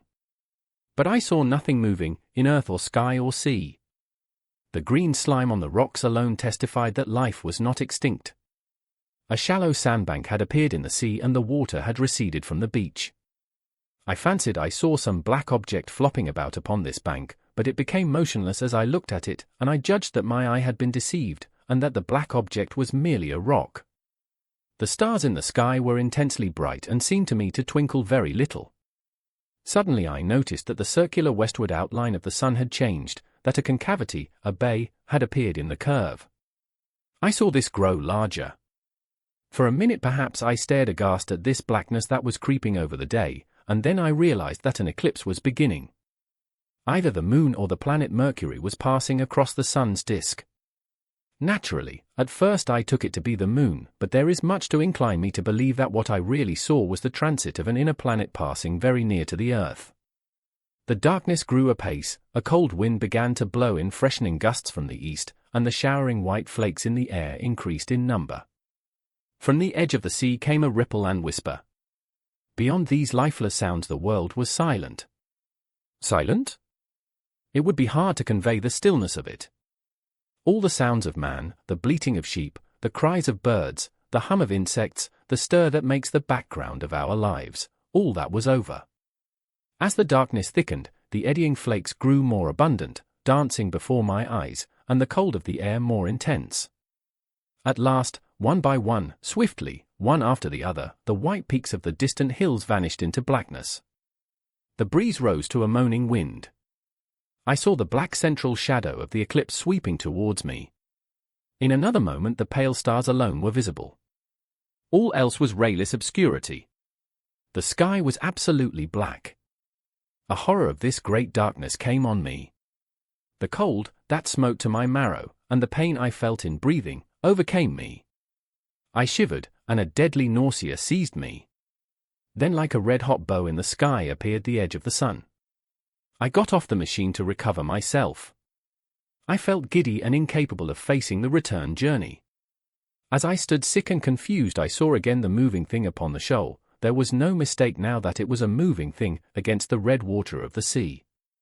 It was a round thing, the size of a football perhaps, or, it may be, bigger, and tentacles trailed down from it. It seemed black against the weltering blood-red water, and it was hopping fitfully about. Then I felt I was fainting. But a terrible dread of lying helpless in that remote and awful twilight sustained me while I clambered upon the saddle. Chapter 14. The Time Traveler's Return. So I came back. For a long time I must have been insensible upon the machine. The blinking succession of the days and nights was resumed, the sun got golden again, the sky blue. I breathed with greater freedom. The fluctuating contours of the land ebbed and flowed. The hand spun backward upon the dials. At last I saw again the dim shadows of houses, the evidences of decadent humanity. These, too, changed and passed, and others came. Presently, when the million dial was at 0, I slackened speed. I began to recognize our own pretty and familiar architecture, the thousands hand ran back to the starting point, the night and day flapped slower and slower. Then the old walls of the laboratory came round me. Very gently, now, I slowed the mechanism down. I saw one little thing that seemed odd to me. I think I have told you that when I set out, before my velocity became very high, Mrs. Watchett had walked across the room, traveling, as it seemed to me, like a rocket. As I returned, I passed again across that minute when she traversed the laboratory. But now her every motion appeared to be the exact inversion of her previous ones. The door at the lower end opened, and she glided quietly up the laboratory, back foremost, and disappeared behind the door by which she had previously entered. Just before that I seemed to see Hillier for a moment, but he passed like a flash. Then I stopped the machine, and saw about me again the old familiar laboratory, my tools, my appliances just as I had left them. I got off the thing very shakily, and sat down upon my bench. For several minutes I trembled violently. Then I became calmer. Around me was my old workshop again, exactly as it had been. I might have slept there, and the whole thing have been a dream. And yet, not exactly. The thing had started from the southeast corner of the laboratory. It had come to rest again in the northwest, against the wall where you saw it. That gives you the exact distance from my little lawn to the pedestal of the white Sphinx, into which the Morlocks had carried my machine.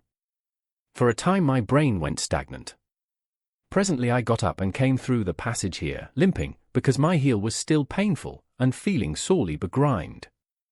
I saw the Pall Mall Gazette on the table by the door. I found the date was indeed today, and looking at the timepiece, saw the hour was almost 8 o'clock. I heard your voices and the clatter of plates. I hesitated, I felt so sick and weak. Then I sniffed good wholesome meat, and opened the door on you. You know the rest. I washed, and dined, and now I am telling you the story. Chapter 15. After the story. I know, he said, after a pause, that all this will be absolutely incredible to you, but to me the one incredible thing is that I am here tonight in this old familiar room looking into your friendly faces and telling you these strange adventures. He looked at the medical man. No. I cannot expect you to believe it. Take it as a lie, or a prophecy. Say I dreamed it in the workshop. Consider I have been speculating upon the destinies of our race, until I have hatched this fiction. Treat my assertion of its truth as a mere stroke of art to enhance its interest. And taking it as a story, what do you think of it? He took up his pipe, and began, in his old accustomed manner, to tap with it nervously upon the bars of the grate. There was a momentary stillness. Then chairs began to creak and shoes to scrape upon the carpet. I took my eyes off the time traveler's face, and looked round at his audience. They were in the dark, and little spots of color swam before them. The medical man seemed absorbed in the contemplation of our host. The editor was looking hard at the end of his cigar, the sixth. The journalist fumbled for his watch. The others, as far as I remember, were motionless. The editor stood up with a sigh. What a pity it is you're not a writer of stories, he said, putting his hand on the time traveler's shoulder. You don't believe it. Well, I thought not. The time traveler turned to us. Where are the matches? He said. He lit one and spoke over his pipe, puffing. To tell you the truth, I hardly believe it myself. And yet, His eye fell with a mute inquiry upon the withered white flowers upon the little table.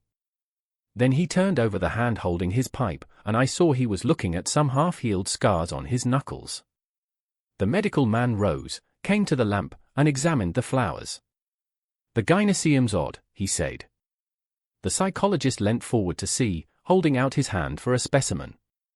"I'm hanged if it isn't 1:15," said the journalist. "How shall we get home?" "Plenty of cabs at the station," said the psychologist. "It's a curious thing," said the medical man, "but I certainly don't know the natural order of these flowers." "May I have them?" The time traveler hesitated. Then suddenly, "Certainly not." "Where did you really get them?" said the medical man. The time traveler put his hand to his head. He spoke like one who was trying to keep hold of an idea that eluded him. "They were put into my pocket by Wiener when I traveled into time." He stared round the room. "I'm damned if it isn't all going. This room and you and the atmosphere of every day is too much for my memory. Did I ever make a time machine, or a model of a time machine? Or is it all only a dream? They say life is a dream, a precious poor dream at times, but I can't stand another that won't fit. It's madness. And where did the dream come from? I must look at that machine. If there is one." He caught up the lamp swiftly, and carried it, flaring red, through the door into the corridor. We followed him. There in the flickering light of the lamp was the machine sure enough, squat, ugly, and askew, a thing of brass, ebony, ivory, and translucent glimmering quartz. Solid to the touch, for I put out my hand and felt the rail of it, and with brown spots and smears upon the ivory, and bits of grass and moss upon the lower parts, and one rail bent awry. The time traveler put the lamp down on the bench, and ran his hand along the damaged rail.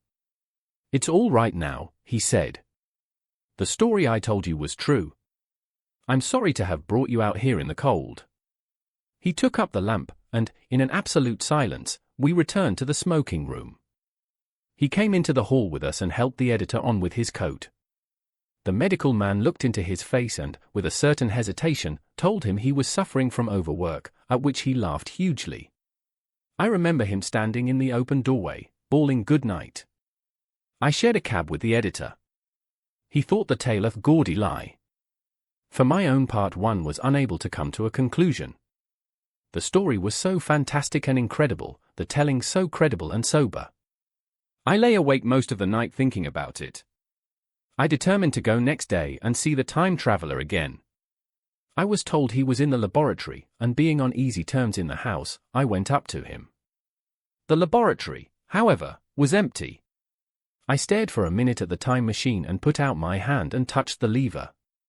At that the squat substantial-looking mass swayed like a bough shaken by the wind. Its instability startled me extremely, and I had a queer reminiscence of the childish days when I used to be forbidden to meddle. I came back through the corridor. The time traveler met me in the smoking room. He was coming from the house. He had a small camera under one arm and a knapsack under the other. He laughed when he saw me, and gave me an elbow to shake. "I'm frightfully busy," said he, "with that thing in there. But is it not some hoax?"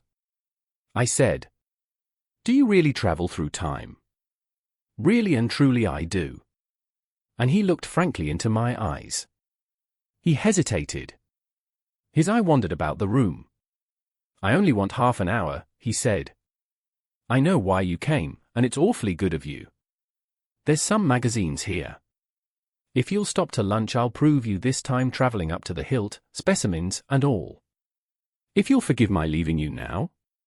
I consented, hardly comprehending then the full import of his words, and he nodded and went on down the corridor. I heard the door of the laboratory slam, seated myself in a chair, and took up a daily paper. What was he going to do before lunchtime? Then suddenly I was reminded by an advertisement that I had promised to meet Richardson, the publisher, at 2. I looked at my watch, and saw that I could barely save that engagement. I got up and went down the passage to tell the time traveler. As I took hold of the handle of the door I heard an exclamation, oddly truncated at the end, and a click and a thud. A gust of air whirled round me as I opened the door, and from within came the sound of broken glass falling on the floor. The time traveler was not there. I seemed to see a ghostly, indistinct figure sitting in a whirling mass of blackened brass for a moment, a figure so transparent that the bench behind with its sheets of drawings was absolutely distinct, but this phantasm vanished as I rubbed my eyes. The time machine had gone. Save for a subsiding stir of dust, the further end of the laboratory was empty. A pane of the skylight had, apparently, just been blown in. I felt an unreasonable amazement. I knew that something strange had happened, and for the moment could not distinguish what the strange thing might be. As I stood staring, the door into the garden opened, and the manservant appeared. We looked at each other. Then ideas began to come. "Has Mr. gone out that way?" said I.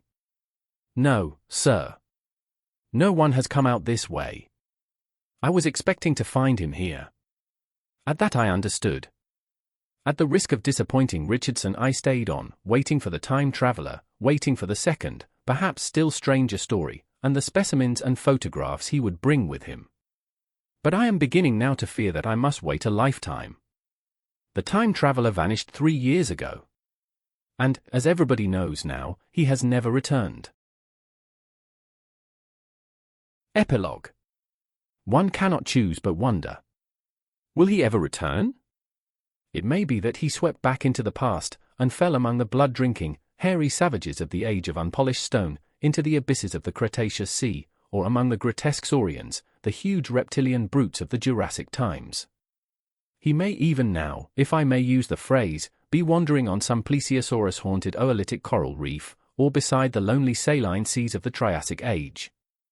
Or did he go forward, into one of the nearer ages, in which men are still men, but with the riddles of our own time answered and its wearisome problems solved?